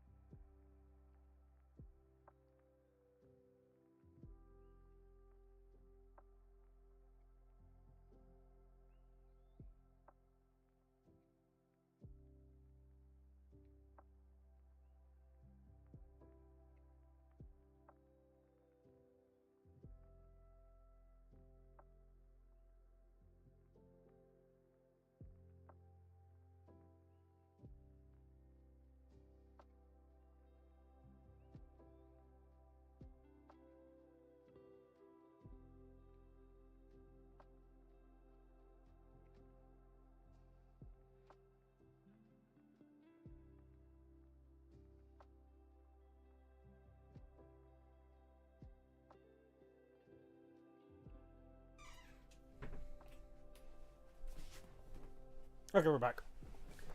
Arculus really wants you to chug. Arculus says, "Remember when Gambit saved the whole movie from failure?" Now, that's like on his question. Like, Arculus, how did you specifically feel about the movie pre-Gambit and post-Gambit? Well, That's what I'm we know curious how he about. felt post Gambit. Yeah, like 20 out of 10. Rock hard cock, right? But like before Gambit. Arculus, do you remember Like, were you having when a good Gambit time? didn't save X-Men Origins Wolverine from failure? He said semi-chub pre-Gambit. Semi-chub. Oh, but like full on. Rock hard. Okay. Pop his friggin' pants right off. Pitch in a tent. Making his movie neighbors uncomfortable. Whoa. All right, well.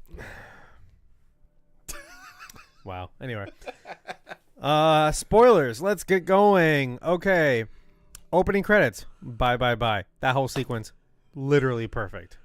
Yeah. No notes. It's like, all right, so it immediately earned its R rating. Oh, yeah. Because we already got multiple fucks from Deadpool. Well, I mean, we're that's a immediately no-brainer. addressing the ending of Logan. Yeah. Well, I love that bit. It's a little bit of lampshading, which, I mean, Deadpool gets away with a lot. And by making something enjoyable and funny, you can get away with anything. Yeah. Anything can be funny if you do it right. Yeah. You know, and if you give it enough time. Yeah. And he's going like, hey, you're probably wondering how we're going to, like, do this without, soiling the end of Logan. We're not. And then He's literally digging up his grave. And then, like, just has an entire opening sequence action number where he's using Logan's bones as weapons. And for no reason. They are destroying those TV agents because they're adamantium bones. Yeah. But yeah, and the song "Bye Bye Bye," I love how it's like, one, it's just like a fun song that Deadpool would probably be dancing to anyway. Yeah, there's a running joke that Deadpool's a millennial girl. Based on all of the music he likes, yeah. It's a thing that like Blake Lively keeps posting because Blake Lively is the millennial girl. Ryan Reynolds is kind of old. He's borderline like a Gen X. Yeah. Like he's a little bit older. But he than, likes like, all my the stuff sister, Blake Lively yeah. likes. Yeah, or he's doing it for her. Yeah, I mean he likes all the millennial stuff. Yeah. But this is also like the song could also be like we're saying goodbye to the Fox universe. Right. It could also be we're desecrating the memory of Logan even Hell more yeah. because he hates that song. It's the only song that we canonically 100% know that Logan hates. Because there's a scene in X2, X-Men United, where Pyro, who is in this movie, Oh yeah, he turns on the fucking radio in Cyclops' car. in Cyclops' car. And by the way, that means it's Cyclops' like CD, right? It would be a CD. Yeah, it's not the radio. And this was like a new release at the time, newish. No, it wasn't too old. Yeah, It was like maybe a year or two. It was like mid 90s, I thought, was by like or like late 90s. I think this album was like 2000, 2001. Yeah, I don't know. But anyway, so yeah, he hits the radio and he's like, he says, I hate uncomfortable silences. Bye Bye Bye starts playing and everyone's miserable and he immediately turns it off. And Logan's like, ugh. Yeah. After he started the car with his claws, you remember that? This is Cyclops' car. So yeah, there's that I know of no other song that has given Logan an adverse reaction in canon than Bye Bye Bye, and so it's just so fitting to play it as his corpse is being desecrated. Yeah. And Amazing Spider Nerd said also back when they posted Ashes, the song for the opening Deadpool 2, at the end he just says next time he'll get in sync. Oh, does he say that? He does say that. Oh, nice. And that was all the way back in 2018? Yeah, whenever. Yeah. Bye Bye Bye came out in 2000. Okay. Oh yeah, so that would have been only a few years out. Yeah. Yeah, wow. It's fairly recent still. Not brand new, but still like it was still popular. I mean, it's a very popular song. It's a very popular album. It's a good song. You know what? It's one of those songs that like once like the cringe wears off because it's a boy band. Yeah, and all the people you don't like it. You realize that's actually a pretty good song. It's a pretty good song. The dance choreography that went along with this, dude. Fucking iconic. So we see Deadpool dancing to this. Yeah. It's it's the music video. No, it's dead on. Well, I mean, no, it's obviously there's a few alterations to it, but I didn't write down the guy's name, but the dancer stand-in. He's a professional dancer. yeah. Like obviously, like he nails Somebody it. said in the chat he only had like 30 minutes to like learn it, but also it's like Everybody knows it. It was a very popular dance though, so first of all, you everyone can learn has on TikTok in 30 minutes right now. Yeah, if anyone, they're calling him Dancepool, but like anyone who's seen it, like no one's not seen the dance. Everyone knows it, so you already have that going for you. Also, like if you're a professional dancer, like you can nail it in no time or whatever, and you've probably already done it before. Yeah, but like no, seeing this opening credits, just like me being the age I am, it hit me perfectly. Well, it's also like there is something so It's Always Sunny about Deadpool in which, like, they have such like the characters in It's Always Sunny like have such horrible morals, but also are so egotistical that they love a good song and dance number. Like, yeah, I don't know if you've seen It's Always Sunny. Yeah, you've seen more than I have. I've seen most of it. Yeah, there's this running theme throughout the show that like they all want to be on stage doing song and dance numbers because their egos are that but they big. all like suck. But they're not great. Like there's a bunch of scenes where you walk into the bar and they're like rehearsing a song. No context. And they're like they're critiquing each other like, "Oh, you're sharp." You know, and then the scene carries on. Right. You know? And to me I'm like that's Deadpool because Deadpool is the character who's like, yeah, I'm a mercenary, I kill people and blah blah blah, but also I'm very talented and fun. Yeah, and I know all the steps to bye, and I'm going to prove it to you right now. Like while I'm killing people. Yeah, it's just such a good fucking edit too. It is. And then there's like some hits he does on the TVA agents like that are like in sync with the song. Yeah. God. Thank you, Zach, in the chat, who's reminding us that the dance pool character, the dance stand-in, is Nicholas Pauly. Professional dancer. He's a professional dancer. And he was very excited to do it. He's on TikTok also. You can watch him dance. So, God, so good. God. Anyway, let's move on from the first fucking scene. Right. So I want to talk about the themes, but let's talk about the elephants in the room first, which would be all the big cameos. Okay. I think. Right. So towards the end of the movie, they get stuck in the void and they meet characters from other Fox and I'm pretty sure Sony also universes. Who from Sony? Blade. I think that's a Sony. Was Blade Sony? I think it's like Sony Touchstone or something. Oh, so it's like kind of Sony, but like yeah. Okay. No, yeah, I think it's theirs. And so we see that he puts together a team from everyone in the void, and it is Johnny Storm, who dies. Who dies? We're led to believe at first that he's Cap. Did you think it was Captain America? Because I knew the entire time it was Johnny Storm. I was like, that's... First, I wasn't sure it was going to be Chris Evans at first when they were like obscuring everything.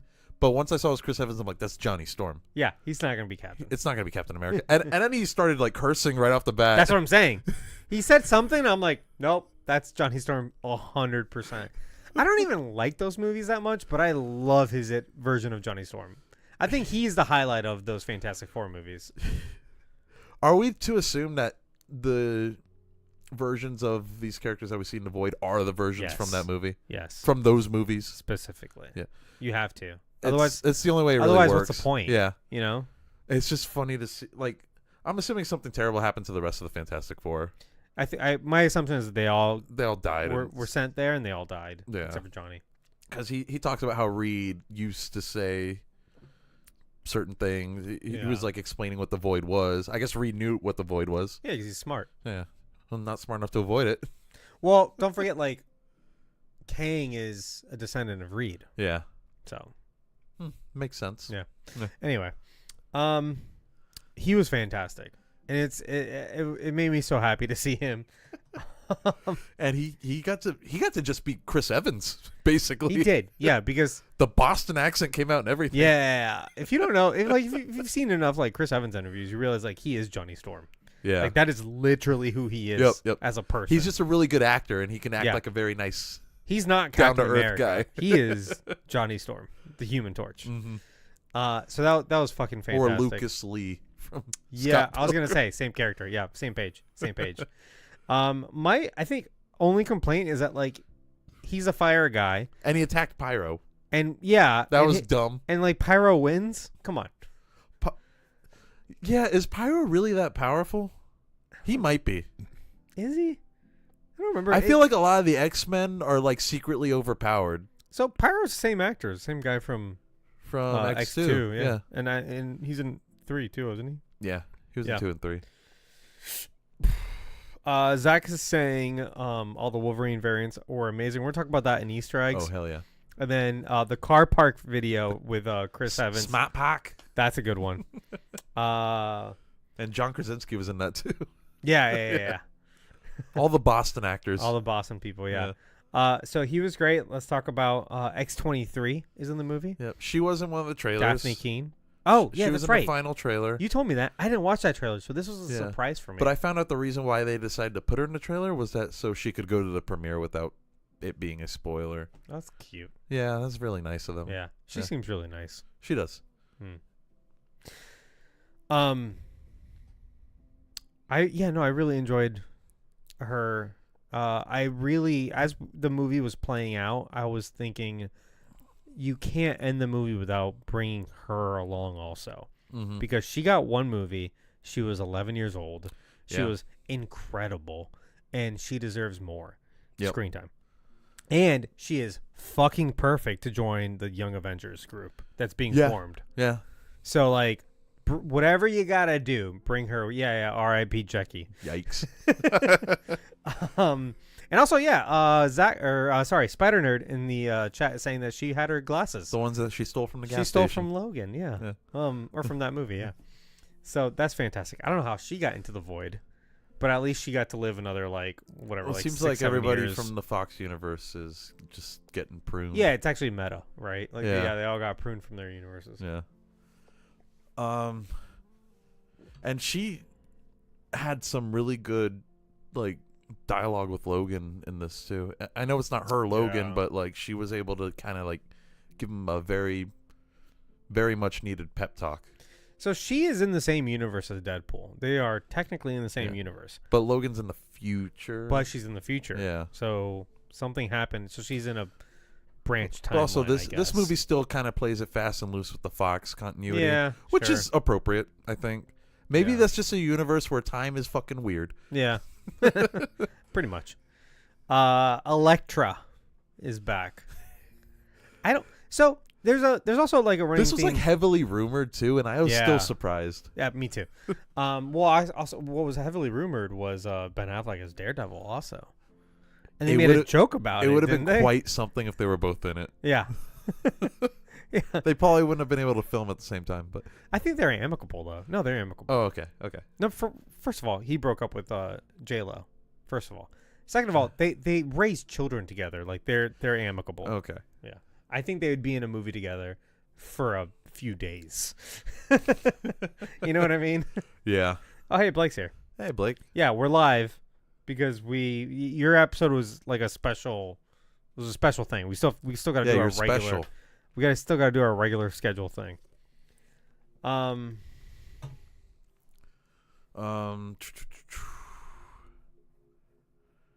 wasn't surprised because of the old dick in front of me as I was walking. Oh, you had it spoiled? Oh, yeah. Someone was talking about the show or the movie. Sorry. I just got out of my second viewing. We were just talking about that actually, Blake. Somebody said there's a deleted scene between Happy and Deadpool where Deadpool makes a foggy memory joke. I could see that being a thing. Wait, what? Oh, a deleted scene. How do you know that? I haven't Yeah, seen they that. already released deleted scenes. What? I cannot wait for deleted scenes and outtakes. Mm-hmm. If they don't put that on the fucking DVD, I'll be pissed. I can't wait to see the making of that they always put on Disney Plus for these movies. Oh, that'd be great if they do Assembled? that. Yeah. But Both Blade and Electro were spoiled. I'm so sorry. I don't think so. There's a Blade was the biggest surprise. Yeah. So there's a running theme in this that like all these characters got like their proper ending.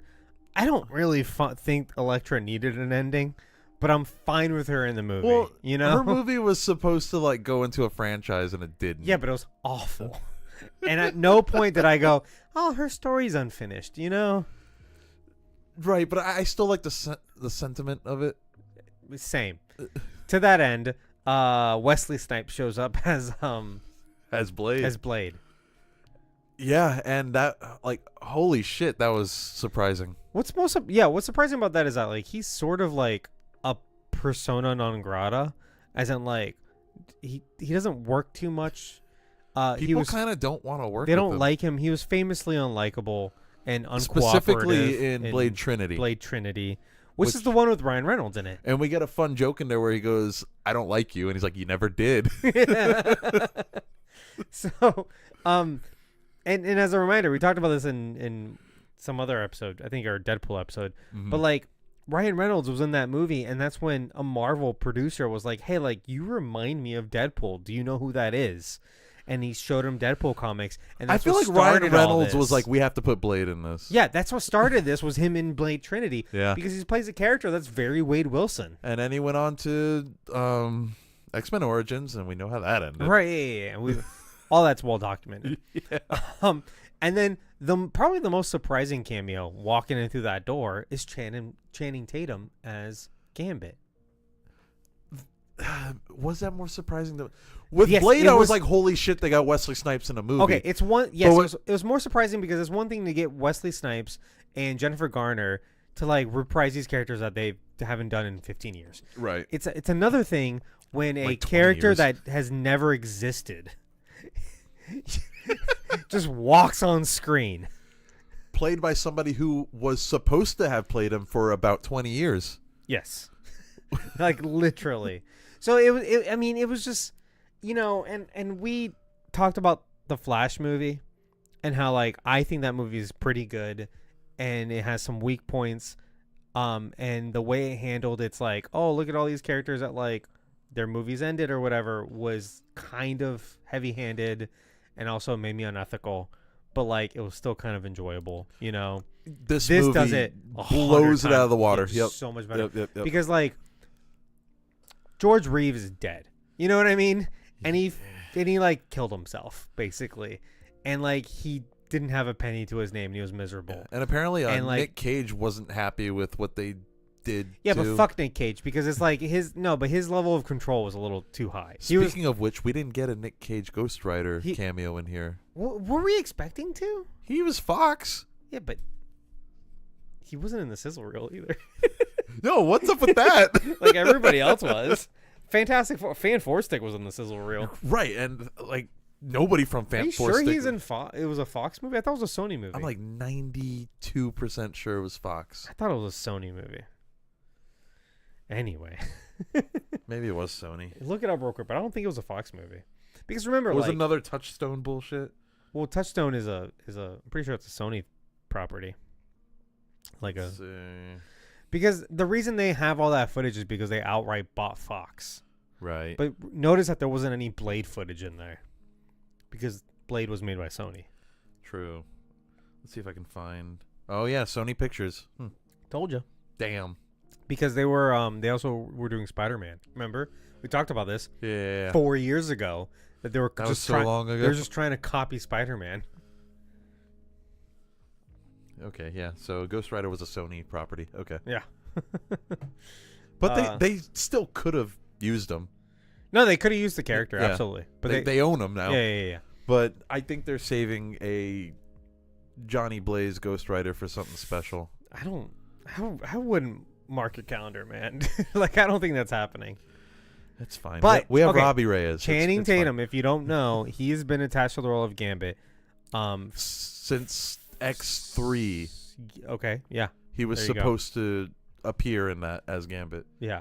And he wasn't even like a big actor then. No. But so he's actually from New Orleans. Like he loves his character. He's always loved this character. He's always wanted to be this character. He's heartbroken every single step of the way that like it didn't happen. Yeah. The height of this was 10 years ago at Comic-Con when they brought him on stage because they were so sure that this movie was going to happen. He was standing there with Hugh Jackman, who was there for like the Wolverine or something. The Wolverine was about 10 years ago. Yeah, and Ryan Reynolds, who was there for Deadpool, right? And they're, the X-Men movies were coming back with the prequels and stuff like that. So like it was a huge this was point for Fox. Right after right around Days of Future Past, where people were like, "Fuck yeah!" They assembled the entire cast, like the old cast, the young cast, plus Ryan Reynolds. That was some MCU level shit they were trying to do. Yeah. Plus him, they brought him in at the end. They're like, Gambit's next big thing. They took a big picture and everything, and that movie never got fucking made. And it is so poetic to have him in this, and then make all the jokes about like, are you sure that like they call you Gambit, or is that what you want them to call you? And he's like referring to everything in the past, or not past tense, but like not even past tense. Like it's called the past.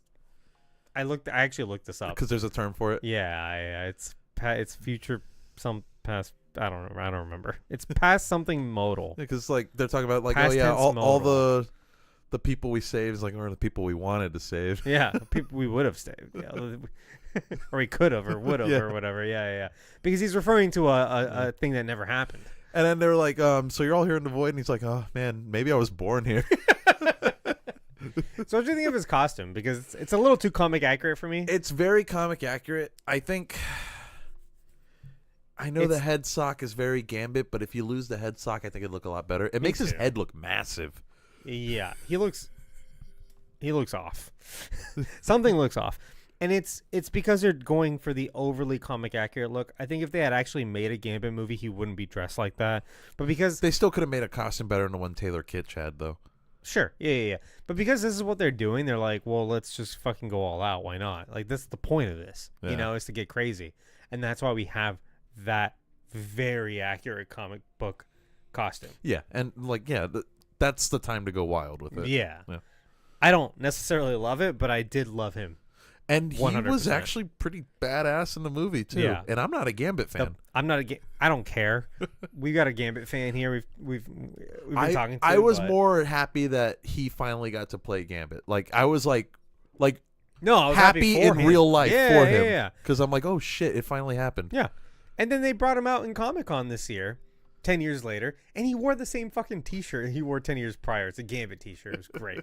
Good for him, And his Cajun accent was very Cajun.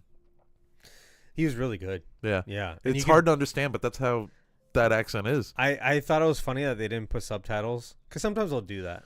When it's like a very strong accent. When it's obvious that you're not going to understand the well, they have like subtitles. Deadpool kind of interpreting and then but like that's the point. Making fun of it. You're supposed to not understand it. He's like, well, what Gambit's trying to say is it's going to be really hard to get that helmet off of Juggernaut. Oh yeah, Juggernaut's in this. Yeah, we'll talk about him in and his Juggernauts. Those are all the big cameos, right? See, Johnny Blaze. Yeah, and they're all like, minus Johnny Blaze, Johnny Storm. Mm-hmm. They're all like actual characters in this movie. It's not like just a cameo. They actually like do stuff. They're in like a good like 20 minutes of the movie. for the team. No, Yeah. I really do like it. It's like the real X-Force. Yeah, it was more. So I kind of like that in every Deadpool movie, and this is gonna segue into our themes. He builds a team. Yeah, it's never just a solo. I think he wants more than anything else, because he's a lonely guy, to be a part of a team. We get that in this because he's trying to join the Avengers, and Happy turns him down. Exactly. But he, in the first one, like he sort of teams up with two X-Men specifically, and he's proud of that team. And then the next one, he like works really hard to make the X-Force, and this one, like he's putting together this team. Yeah.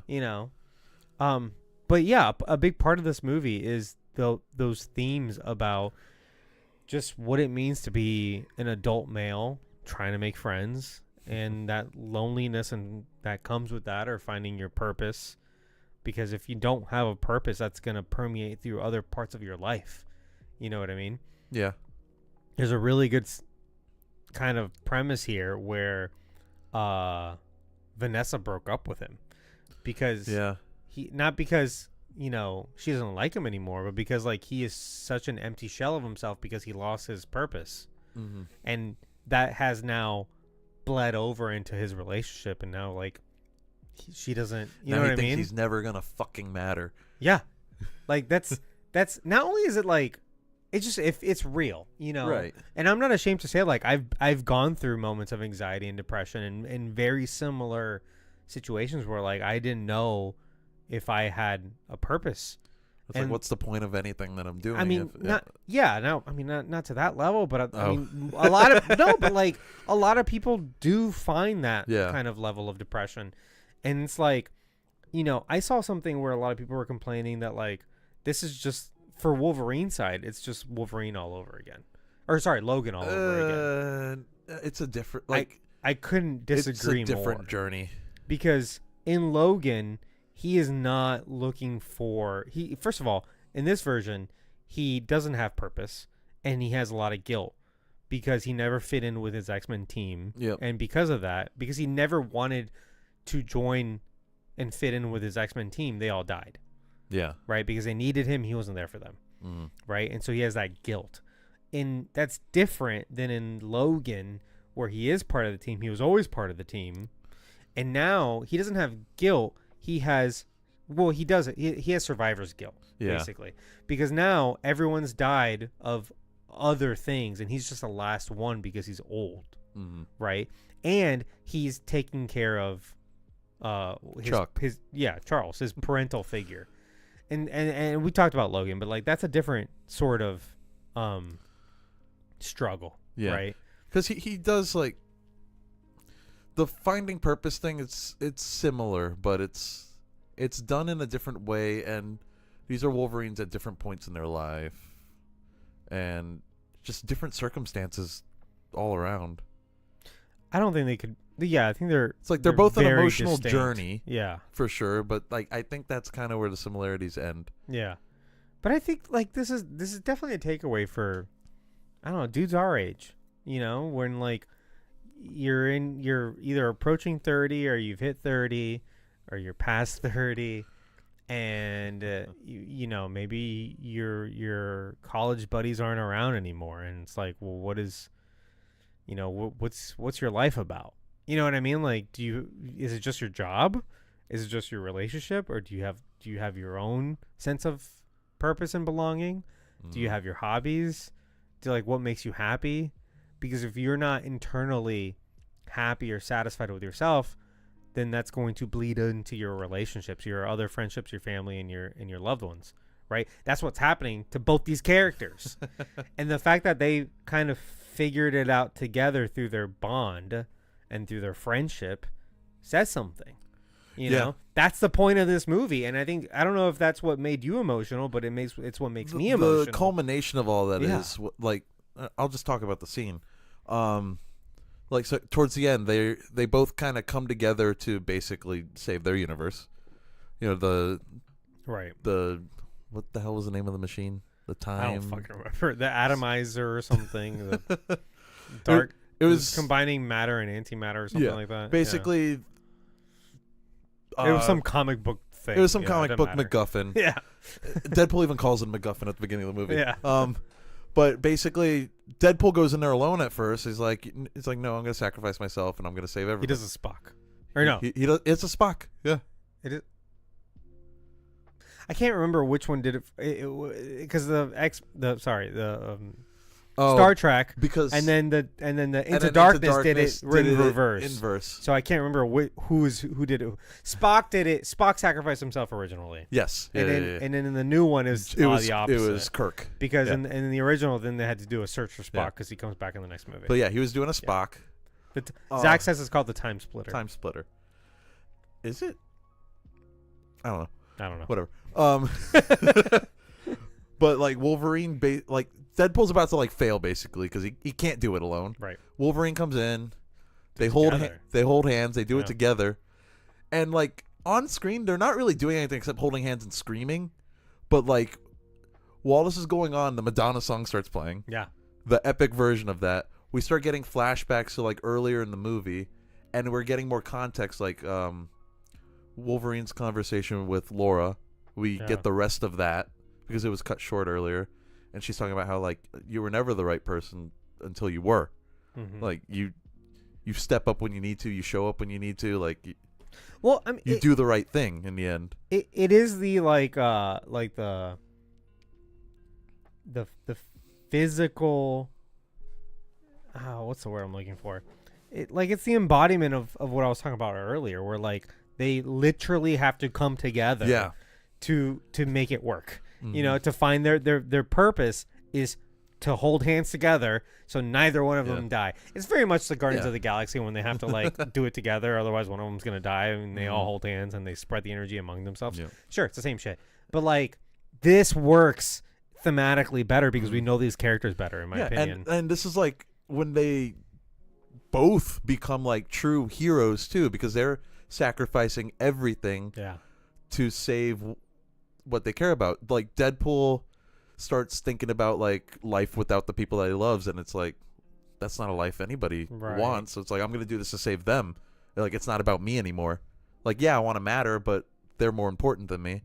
Yeah. And then Logan's like thinking back to where like we get that line he says where he's like I'm finally proud to wear this suit. Like Right. I finally feel like He deserves it. yeah. Yeah. And then just all of that happening, that's what made me start crying. It's good. Because then you get that flashback, and then it cuts to Wolverine currently, and he's struggling. He's wearing the suit, and he's just looking at Deadpool and smiling. And it's just like, God. Yeah. It's just on screen, all they're doing is holding hands and screaming, but like there's so much more going on. Also, his abs pop out. His abs pop out, and that was funny bit- and cool. A little bit funny. Yeah. But it's It's called the Time Ripper. So we Ripper, were okay. right and that he was wrong. It's called the Time Ripper. Anyway. But that scene felt very powerful to me, and Yeah. I didn't expect to feel anything like that going into this Well, movie. that's why I'm saying, like, the people that say that like this movie was just a bunch of gags, just a bunch of jokes. Like, I don't think they're really paying attention because I think they were too busy laughing. And then at the end, they're like, "Oh, well, I was laughing a lot, therefore it was just all laughs." And You know what I mean? There is a lot more to Yeah. it. Yeah. Uh, Blake said something. Blake says I could feel the emotional weight a lot more the second time around without everyone screaming and cheering in my ear. So that's the thing too. Like once those laughs kind of die down, you can kind of appreciate those moments more. And I Yeah. think that's what Maybe he's that's what just happened to Blake. experienced. Yeah, And that's probably why I cried the second time, because Yeah. it's like it was a much quieter theater. it's less funny because you've already seen all the jokes. Right. So now I'm like Yeah. I'm taking in everything else. Spider Nerd says I've been really emotional these last few days due to crap, but I can't wait to watch this again and get to feel that with that movie. Yeah, no, it made me feel. Oh, it made me feel my own feelings. Nobody makes me feel my own feelings. That's a loose dodgeball reference, by the way. Which is also a reference to something else where it's like nobody makes me bleed my own blood or That's something. dodgeball. Yeah. That's dodgeball. Yeah, that's what I'm saying. I've heard feel my feelings before too, though. I don't know. Maybe I've said it a bunch. Maybe. But I'm referring to dodgeball. No one makes me bleed my own blood. I'm going to go see this movie again in D-Box on Sunday. I don't know what D-Box is. It's like 4DX. Oh, okay. That might cool. be distracting. Yeah, that shit's weird. I'll watch Twisters in 4DX, which apparently they're bringing back. What do you mean bringing back? So it left 4DX because Deadpool came out. Oh, gotcha. But they said Yeah. Regal said they're bringing it back. So I'm not too interested in all those. Twisters was great. Because it's just the pneumatics is just so distracting. The Well, that's why I think Twisters is probably the only movie I'd want to watch in that, because Yeah. it'll probably feel like I'm in an attraction. Yeah. Well. ba-ba-da-ba-da-ba-ba. Yeah, I feel like we kind of got into the emotional stuff. Yeah. That was the point. And to that end, I that's why I love the costume, that he just wears it because he's just doing it for his dead buddies. Because apparently they Although- always begged him to wear it, and he just Yeah. never wanted to. Because he's in a universe where they all wore the X-Men costumes, Mhm. but he thought it was dumb and silly. Yeah. So, Amazing Spider-Man said he loves the TVA dude that thirsts after. That's pretty funny. Are you calling your wife? HR. Does your wife work in HR? No, yeah, but he never he wore it because basically he it's just as a reminder, basically for all the friends that he lost, and I think that's great. And him, and then he puts on the cowl. The cow's so cool. Yeah, but the white eyes, I don't. I love the white eyes. That's what I think it was great. Really? Yep. I think it looks pretty bad. I think it looked incredible. Here's what I realized: white eyes works fine if you don't see any other part of the face. So it looks good on Spider-Man. Looks good on Deadpool. If you can see the face, you need to be able to see the eyes. If you can see the mouth, you need to be able to see the eyes. The cow would look stupid if you could see his eyes. That's why Batman looks weird with white eyes, because you can see his fucking mouth. I don't think he looks weird with white eyes. Mouth, I've never thought this. Think of Batman Beyond in live action. You can't see his mouth because it covers his whole face. Then white eyes would be fine. But so did you hate? I mean, I don't like BVS in general, really, but did you hate his suit in BVS where he had I guess they were blue eyes? I don't know if that was kind of cool because it was a whole armor thing though. But it's not a cost. It's not just the fucking costume. Anyway, there's a bit where he's talking and it's an emotional bit, and they're talking back and forth, and all you see are his dumb white eyes, and I'm like, it doesn't work. I thought it worked perfectly. Philly agrees with me. He said so in the chat. I don't agree with Philly. Anyway. No, I thought the cow looked cool. Zach's gonna see the movie again. Oh, he already said that. Gordon Reynolds. Who's that? Gordon Reynolds. I don't know. Anyway, acting. Let's talk about some of these performances. Ryan Reynolds, perfect as usual because this is his wheelhouse. Yeah. Hugh Jackman surprised me a lot. Surprised you? Well, he's an amazing actor, but I thought, here's the thing. I thought he's playing second fiddle in this movie, which is not typical for him. Right? He's still a main character. How is he going to pull it out in a way? How is he really going to get up in front in his performance? And then there were some of those scenes, especially the one in the car, and then when he's talking to X-23, and then the flashback. And I'm like, all of that, he didn't have, even though he's one of the main characters, he didn't have too many moments to really shine, but he made the most out of those. Mm-hmm. And that really, that kind of blew me out of the water, I think. I like when he knocked Pyro out and said, not everybody gets a speech, and then he goes and gives a speech. Yeah. That was good. And then Emma Corrin, who we haven't talked about at all. She was really good. Here's the thing. This isn't her movie. No. She, the villains in this are just to kind of facilitate the plot. Yeah. No, I don't feel like there's any huge big bad, but yeah, it's not villain driven. But the little she's in, she's scary. She does what she's supposed to do, and she does it very, very well. And I'm happy for that. She also kind of looks like James McAvoy. James McAvoy, so that really works, I think. She looks like she could be his twin sister. Mm-hmm. But other than that, I think she did really well. Mm-hmm. Cassandra Nova is her name. Yeah. What about Mr. Paradox? Who's Mr. Paradox? The TVA guy. Oh yeah. It's not. He just goes by Paradox. Mr. Paradox. See, that threw me off. Okay. Yeah, he was funny. I thought he was a dick. Yeah, I know. I like him a lot. No, he had a lot of funny little, quirks. Yeah, I like that. It's just another British villain. Yep, that's a funny joke. And then I love the. Don't worry, I'm not gonna feel anything. I'm just gonna be like, oh, what's that? Wait, what? He's talking about the universe dying. He's like, oh, they're not gonna feel a thing. It's just gonna be like, oh, what's that? Oh, yeah. He was good. I like him. And when he starts eating the sandwich in the middle of talking to him, he's talking away, just mouthful eating. Yeah. He's like, I'm eating my feelings. Why was Thor crying? Zach asks. Here's the thing. I think it's just a gag. I don't think we're ever going to find out. Although Ryan Reynolds tweeted today, I know why Thor's crying. Oh, God. So part of me, and it's just. Maybe it's a gag that does have a payoff. That's what I'm saying. Yeah.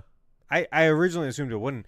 But as you pointed out once in our private conversations, that he's just been inserted into the Thor. It's doctored footage of Thor: The Dark World, but Yeah. Deadpool was inserted where Loki was, and then Thor, they gave him the one brown eye that he gets after Infinity War. Does he now? Yeah. Interesting. So some people are saying... But you look at that scene, it's clearly from Dark World. He's wearing the same fucking clothes. Yeah.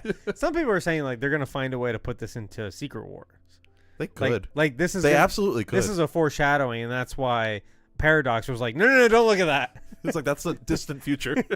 You can't see this. It's not. I love how it was a running gag throughout the movie, too. Like, when Deadpool would get, like, knocked out or something, he'd wake up and be like, God of Thunder. Or, Yeah. or Thor. What? Anyway, let's talk cameos before we wrap this up. Are you ready? Yeah. We talked about Wesley Snipes. Yep. There are 2 Wrexham Football Club players in this game. One is this game? in this. Did I say game? Yep. In this movie. I was thinking sports. One is Paul Mullen. If you've watched Welcome to Wrexham, you know these players. Paul Mullen plays the I forget what they call him, but he's like the Wrexham Deadpool. Okay. Did you see that character? Yeah. It was, Yeah, he was very front like, and center. Yeah, he's like a Welsh flag on him or whatever. And then Ollie, I forget his last name. He's in the bar. He's in one of the bar where he finds Wolverine.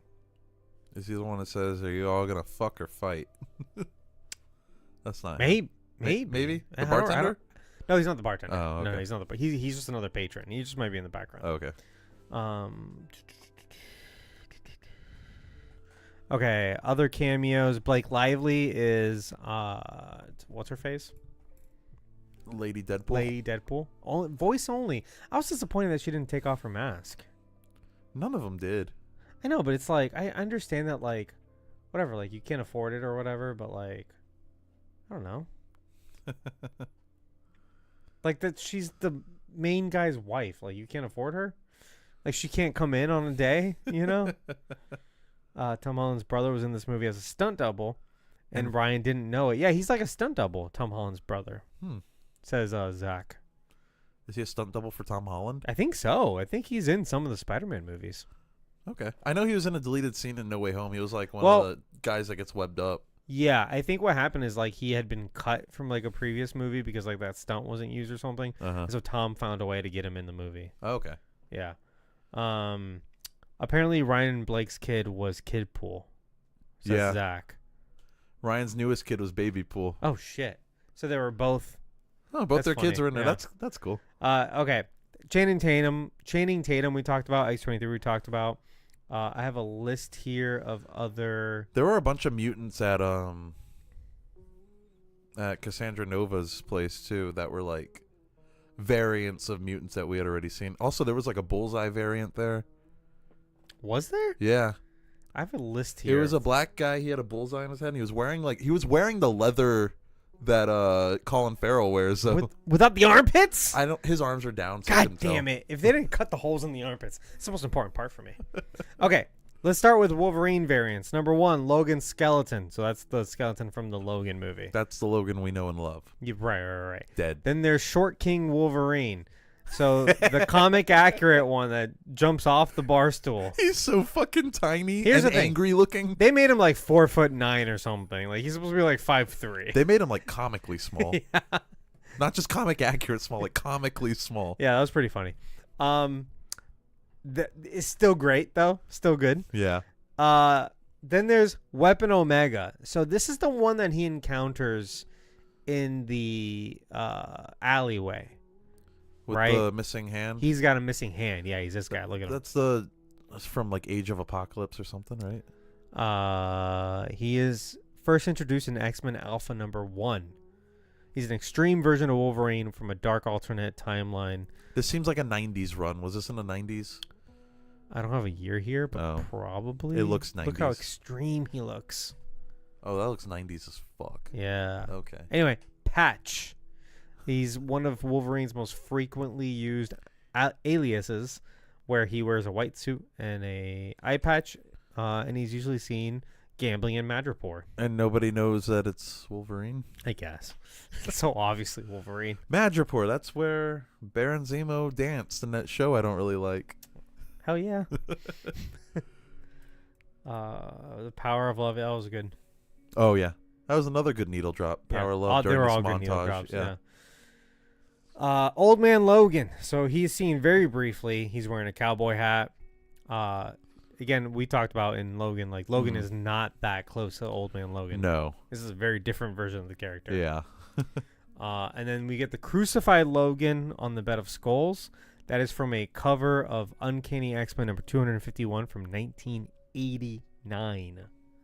That's old. Imagine you drew this 35 years ago. And I you mean, see that it on the big screen. That artwork is pretty badass. Mm-hmm. Like, that's metal as fuck. Hell yeah. And then we see the John Byrne version of Wolverine, where he's wearing the brown and tan, as Which I like that Deadpool suit calls too. out. I Yeah. love that suit. It looks so good. He's like, wait, you fought Hulk in this suit? Yeah. So when he says that, he opens up his claws, right? And You you see- see Hulk in the reflection. It's Mark Ruffalo Hulk, right? Yeah.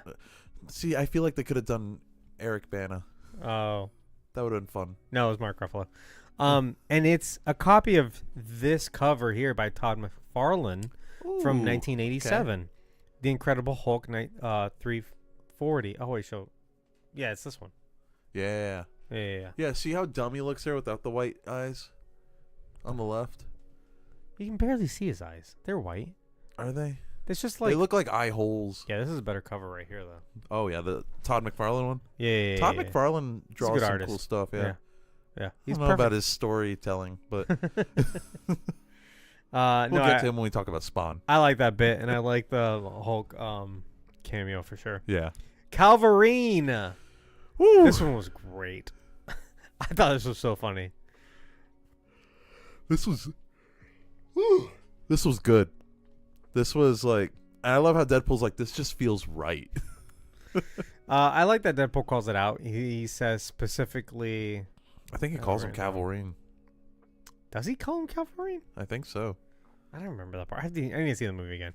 But he does say, we'll treat you so much better than those assholes down the street. Obviously, he's calling out DC. Yeah. But then Cavill does the... Yeah, did you notice it? The fist loading? I didn't notice it when I saw it. I noticed it when someone pointed He's it out. like reloading his arm. Yeah. But then that's when the claws come out. Yeah. So good. So fucking good. They also made an animated movie, Wolverine versus Hulk. And Deadpool's in it. Yeah, I knew about that one. I think that was one of the first animated movies Deadpool was in. Yes, he calls him Calvarine. Yeah, he does. Cool. Hell yeah. And that is a very good cameo. He looked really good. He did. He had the cigar and everything. Yeah. He looked a little too bulky, but if, Yeah, he looked too strong. At the end of the day, I'm pretty sure it's just like one of those fan casting cameos. It's like John Krasinski as Reed Richards. I don't think it's going anywhere. But if they wanted to go that direction with Henry Cavill, I'd be totally down. Anyway, moving on. Deadpool variants. We have Lady Deadpool, who we talked about. It's Blake Lively. Mhm. Didn't take off the mask, so it's a body double. But I immediately recognize her voice. We have Dogpool, also known as Mary Poppins. It was a fun little running gag throughout the movie. I thought that was fantastic. I'm also following that dog on TikTok now. Because the owner is posting a lot of videos of that dog. Aw. It is an ugly dog. Played by Peggy, named Britain's ugliest dog. Yeah. Yeah, but he's cute, though. She's cute. Tongue just hanging out at all times. There's Headpool, first seen in Marvel Zombies number 3.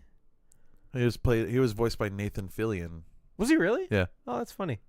Kidpool, and yeah, it was played by Ryan Reynolds' kid, Inez Reynolds. Interesting. Oh, cool. In this comic cover, he seems to have lightsabers. Interesting. Cowboy Deadpool, a.k.a. the Deadpool Kid, introduced in Deadpool Merc with a Mouth number 7, played by Matthew McConaughey. I didn't catch that in the movie. He does speak. I guess Well, you could tell clearly. it's Matthew Yeah. McConaughey. Gordon Reynolds played Nice Pool. Who's Gordon Reynolds? Is that an alter ego I don't know about? I think it was just an alter ego. There's probably some more. Like I said, there's There's Nice Pool, Nice Pool, obviously. who's great. Fantastic. Does not have regenerative healing. Thought that was so fucking funny. Also thought that it was funny that he can gently tap into the fourth wall and all he can do is say The the proposal. proposal.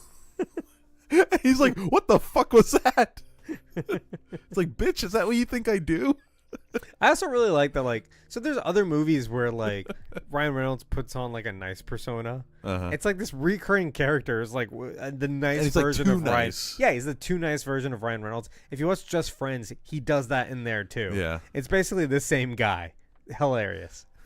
So anyway, there's some Fox movie cameos. There's Daphne Keane, obviously. Jennifer Garner as Elektra. Channing Tatum as Gambit. Chris Evans as Johnny Storm. Aaron Stanford as Pyro. He is back. Hell. Tyler Mane is back as Sabretooth. Oh, yeah. Although briefly. He gets fucking decapitated. Toad is back, though he is not played by Ray Park. Yeah. Deathstrike is back. That is the girl. That's the Wolverine clone. Oh, Lady Deathstrike. Lady Deathstrike, yeah.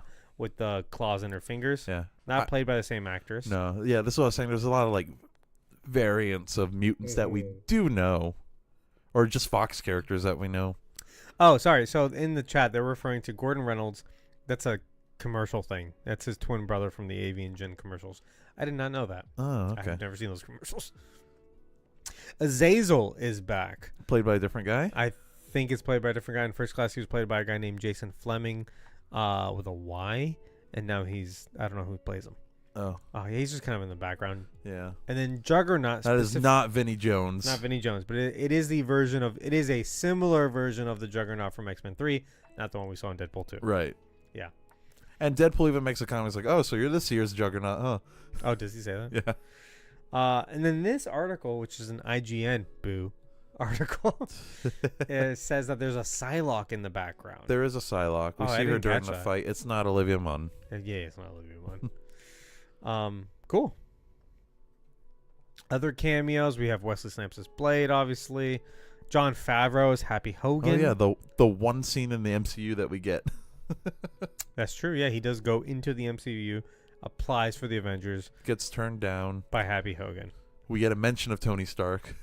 There's also some things in the background. There is the version of the Captain America shield that Tony Stark tries building himself. Yeah, there's a lot of Iron Man 2 stuff in the background. Yeah, it's funny. There's a picture of Tony Stark with Peter Parker, but Peter Parker is not visible in it because it's blocked by an Iron Man helmet, which is the helmet from Iron Man 2 that the little kid wears that's supposed to be Peter Parker. So, question. This scene takes place in 2018. Yeah. So they haven't met Spider-Man yet, have they? Or they have? They have. When was Spider-Man No Way Home? No Way Home is like... Sorry, Homecoming. Like 2017? So that all right, so like they have met him, but because of the spell, they can't see his face anymore. Well... But the spell is retroactive then, because this takes place before the spell. Right, but also it's like the picture is literally covered by the helmet, though, so he could be on the picture. Oh. But the spell could also be retroactive, so we don't really have a confirmation either way there. Yeah. Okay, so in the chat, RL Skill, who's back, he's saying that the Juggernaut is played by the buff guy from Free Guy. I thought that was Ryan Reynolds. No, well, Ryan Reynolds' face was doctored in. But the actual guy. That's a great recast there. Okay. Also, yeah, I haven't mentioned it yet, but how do you say it? Alioth from Loki season 1 episode 5. Yay. Which Deadpool mentions.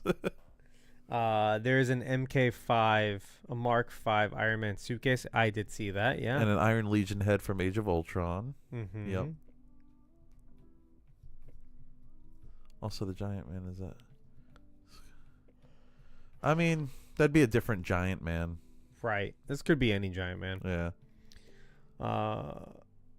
Yeah, so RL Skills pointing out they did retroactively remove True. many photos and everything. But if he was in there 2018 in real time, though. Maybe it's not real time. Well, that's the thing. Maybe the spell is retroactive. So even if you were Even if you traveling go back in in time, or if you experience True. time differently, the spell still takes Yeah. place. but I mean, either way, we don't know because there's literally just a helmet sitting in front Yeah. of the photo We're itself. probably thinking too much about We're it. probably thinking more about it than they intended us to. Wunmi Mosaku comes back as Hunter B-15. Now she is running the TVA.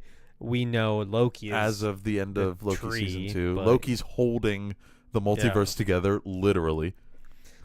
Chris Hemsworth as Thor. Chris Evans as Captain America in That's archival footage. Yeah. Ollie Palmer, that's who I was thinking.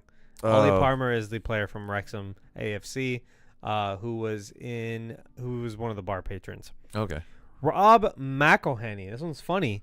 Didn't he get cut? He got cut. And he posted about it on the opening day. He shared a picture of him. He was supposed to be a TVA agent. My assumption was that he was, when I first He could have saw been one it, of the ones killed at the beginning. I thought he was the one wearing the mask that Deadpool's like, oh yeah, I'm going to fuck you or something. He's like, not you, him, because I can't see your eyes through Yeah. the helmet. My assumption was like, oh, that's going to be Rob or something. No, he wasn't. He was a TVA agent, but he was cut from the movie, and he pointed it out. Hopefully, we get a deleted scene with him. But yeah, now they're business partners and like best friends. Yeah. Stan Lee is in the movie. He's in the little sizzle reel at the end, right? Yeah. So that is archival. Well, yeah, And, he can't be in any new footage. I got a bunch of Unfortunately. random other Easter eggs.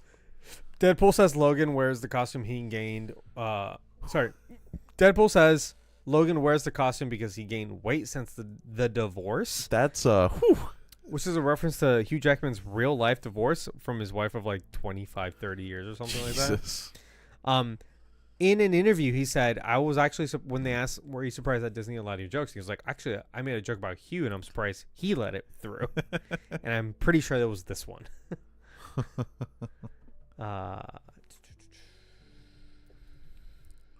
Yeah, so that's actually a good point. I was going to bring it up, Spider Nerd, is that like they didn't want to pay Tom Holland by showing a picture of him. Well, they probably didn't want to pay Sony. Yeah, Yeah. specifically. Yeah. Though, We get a Spider-Man reference. when he goes, he's just whipping for no reason. Yeah. There is, so as part of the most recent Sony Disney deal, they allowed for one more movie together. I think which ended up being Spider-Man No Way Home, Yeah. and one more appearance in an MCU movie. That hasn't been cashed in yet. Has it not been? Tom No, Holland, he's been mentioned, but he hasn't been shown. right. Okay. He was mentioned one time in Doctor Strange. Yep. Which I guess they can do. But he has not been in an MCU movie. Okay. So they're probably going to Damn, they should have put him in Eternals. They could have put him in that's the last one I'd put him in. They could have put him in a bunch of different things. And I'm surprised they haven't used that card yet, because what I'm assuming is that they're going to come up with another deal to have him in Avengers. Maybe they're still Doomsday and maybe Secret they're War. still saving it for one of the Avengers movies if they have to.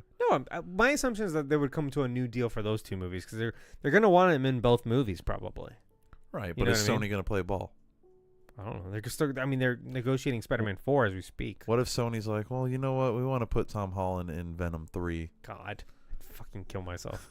Anyway, the convoy led by Pyro has a Fantastic Four flag on. No, has a Fantastic Car. I noticed that On immediately. it. I didn't see the Fantastic Car. I saw the logo.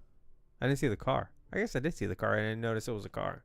You probably just didn't notice it was the car. Yeah, Mhm.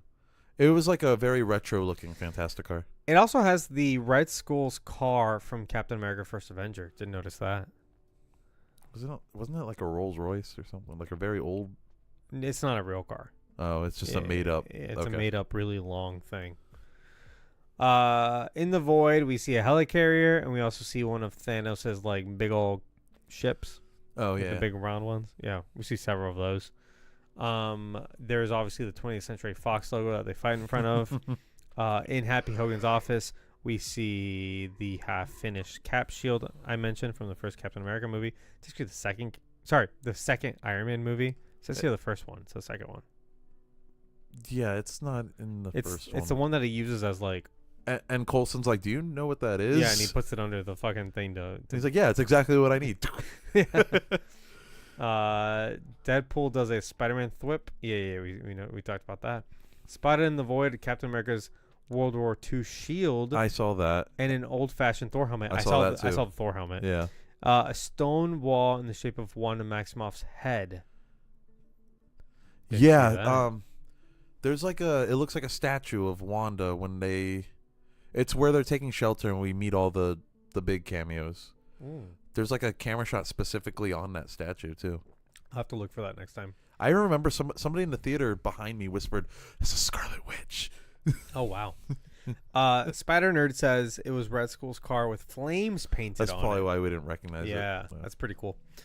X-Men name checks include Professor X, Cyclops, Storm, Jean Grey, Beast, and more. And more. Okay, thanks, IGN. Yeah. Good job. A+. Deadpool makes a joke about Van Wilder. I love Van Wilder. Van Milder. He calls him Van Milder, yeah. Also, they make a reference to the proposal, as we said. There is a reference to the Punisher. They said that he died in the void. And he's like, which one? There's like 5 of them. Exactly, yeah. He says, which one? There's been a lot of them. And, yeah, there have been 4 There's been 4 Punishers. There's been Dolph Lundgren, Thomas Jane, Ray Stevenson, and John Bernthal. Yep. Who's coming back? Yes. By the way, we're getting Daredevil news next week. Like for sure? For D23. Okay. Yeah. Hell They're saving some stuff for D23. Makes sense. Comic-Con, yeah. So that's all I got. Okay. I think that's it for this. Close. Oh, and don't forget that every Deadpool has a Peter. Oh, Peter was great. That was fun. I like that a lot. I love how they all just stopped and they're like, yeah, Peter. It felt like the end to like an I think you should leave skit. Like Peter shows up, all the Deadpools lose their shit and they're just cheering and following him. Okay. Yeah, sure. It reminded me of it's one of the weaker skits, but the motorcycle one. Oh, yeah. We're like, whoa. It's like a house. That's a weaker skit. It's like a house with 2 motorcycles on it. Here's the thing. We've been okay. They walk up to a baby stroller and just start cheering. Ever since we started talking about like, oh no, you can punch him, and we talked about how like that was a weaker skit. Now it's like it's growing on me, and now I want to watch it. I feel like I'm now ready to understand that skit because I wasn't in the right headspace. You know what I mean? Yeah. Like talking about it makes it funny. I think you should leave it so good. Also, how do you feel about the Honda Odyssey now? Does it fuck hard? What's that from? This. Oh, from this movie. Yes. Yeah. I don't give a shit about the Honda Odyssey. Come on. I do like that all his energy, IKEA energy, is being transferred into used cars. Yeah, it was Honda Odyssey. It's Kia. What was the Kia? I don't remember. Because when they go through the portal and land on it, he's like, "Oh, what the fuck is this? It smells like it smells like a Kia," or does he say it feels like a Kia? I don't I remember. think he says it feels like a Kia. Damn it. No idea. I love that Peter took Wade's old suit. Oh, that's true. From the locker. Yeah. Yeah. It's like in case Yeah, you good need it. Good catch. I was wondering where he got that suit from. Peter was so supportive of Wade too. Peter the that's whole the thing. time. It's like the friend. Oh, I meant to say this earlier. That like Wade / Deadpool pretends to be such a cool guy that doesn't need anybody.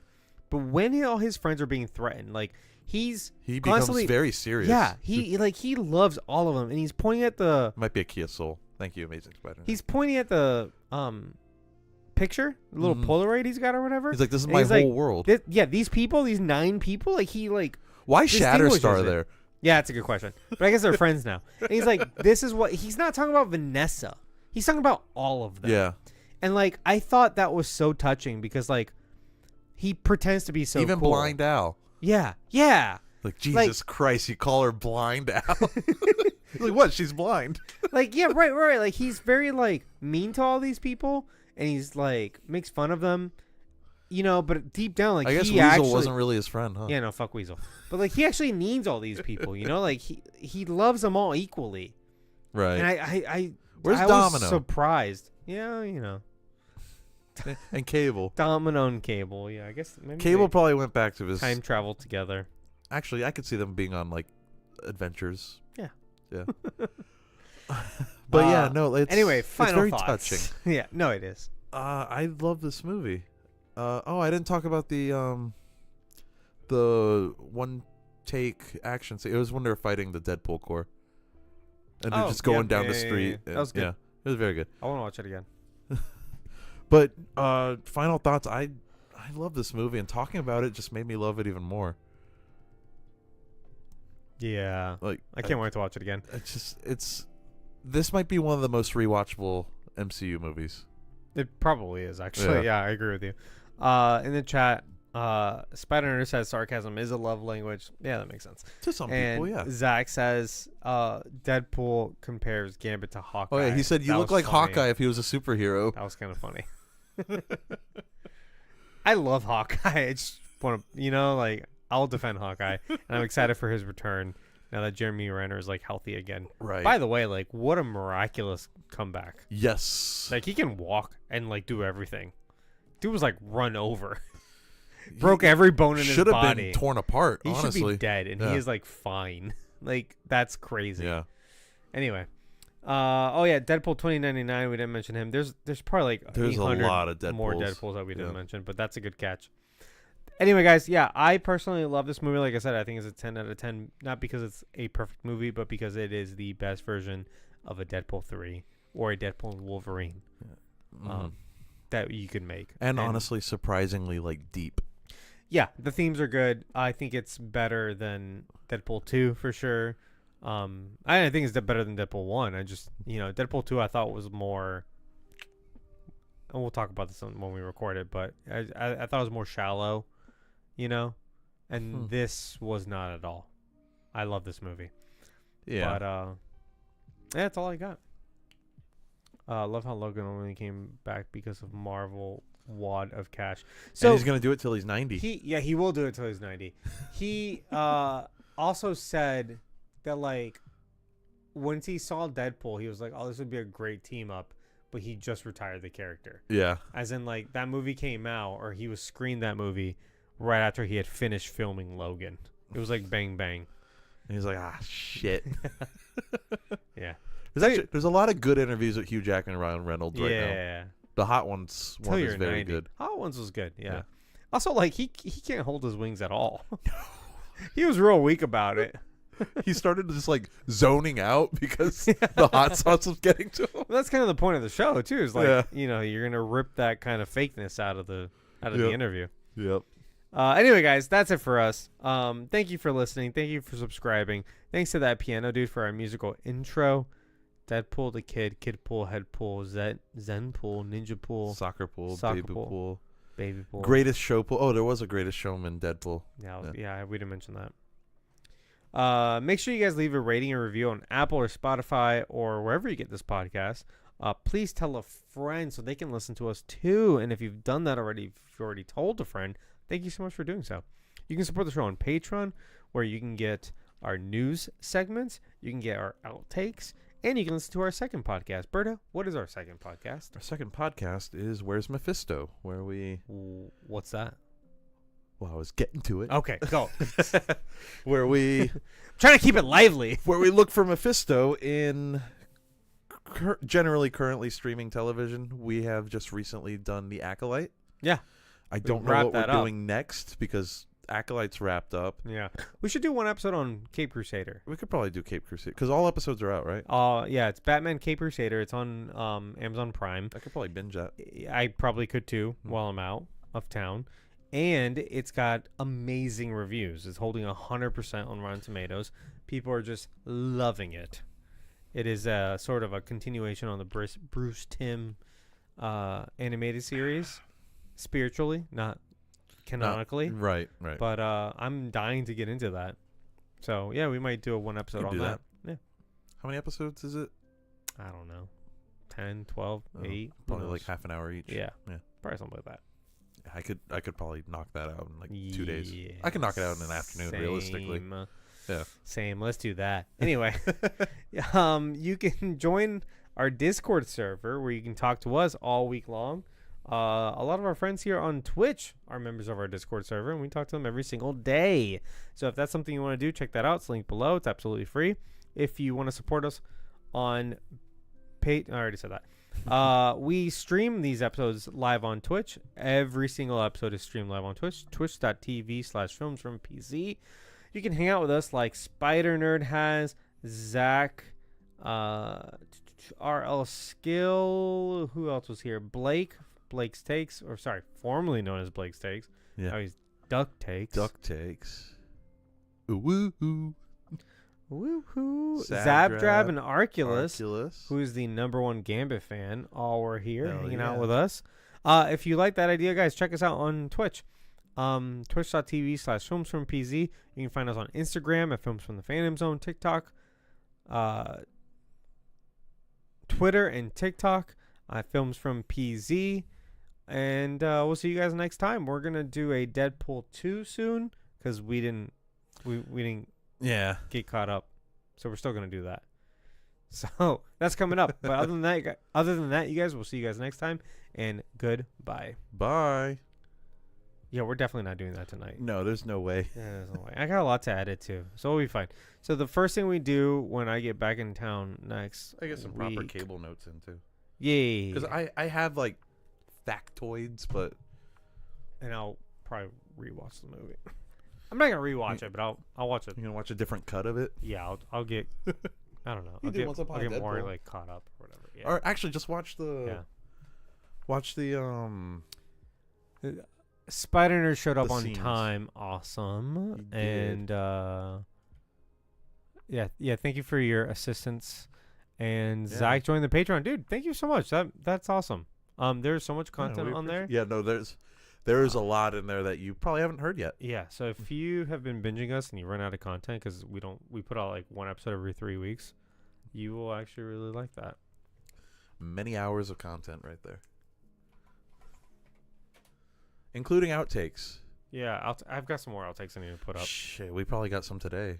Oh yeah, for sure. I've got like 3 ready.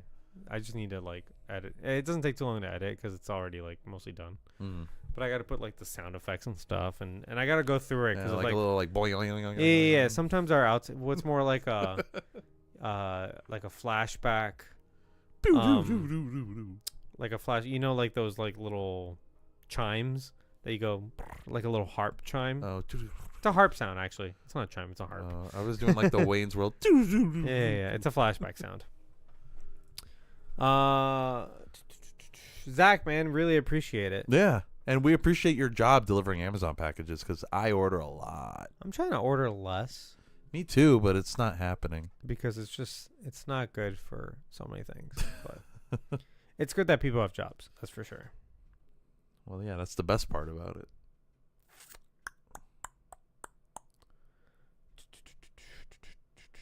Let's see. Extreme Makeover Home Edition.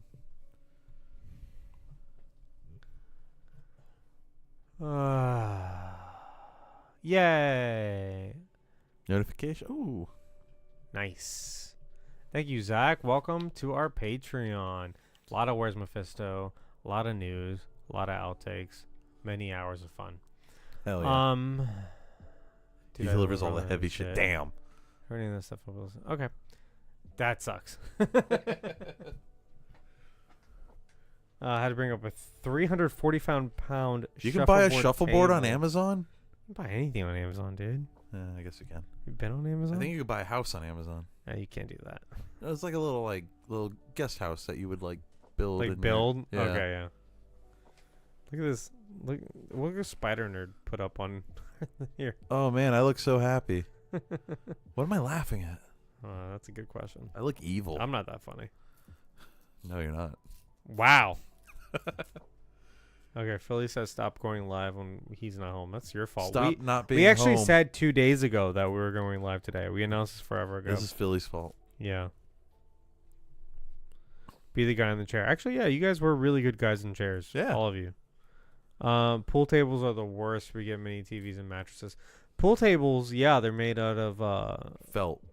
no, underneath the felt is a big piece of stone. Oh, I didn't know it was stone. It's like a I guess that makes sense. it's like a countertop, so it doesn't warp. Pool It's tables are kind of cool. Very heavy. Yeah. Now you can get pool tables that are made out of wood, but they can warp. They'll warp and it'll be ruined. Yeah, You can't play the game. Yeah, so they're way cheaper. I had a pool table when I was growing up that I played pool I played pool on all the time. It was warped in the middle because it was outdoors. It was wood. It wasn't stone. Yeah. So like we would have to it was kind of fun because we knew that it sunk in the middle, so we had to like curve our shots. That was kind of fun. But yeah, it's basically like a piece of granite that goes in the middle. That's kind of cool. Which makes it crazy heavy too. I didn't know they were so sturdy. Yeah. Yeah. I've also never owned a real pool table. Yeah, pool tables. That's tough. Anyway, guys, we're probably gonna head out. So thank you so much for being a part of the stream. Zach, you're new to subscribing, so thanks for the subscription. Yeah, much appreciated. Sometimes customers will say, "Both of y'all $15 can unpack it and bring it somewhere else." Dude, what? What? That's crazy.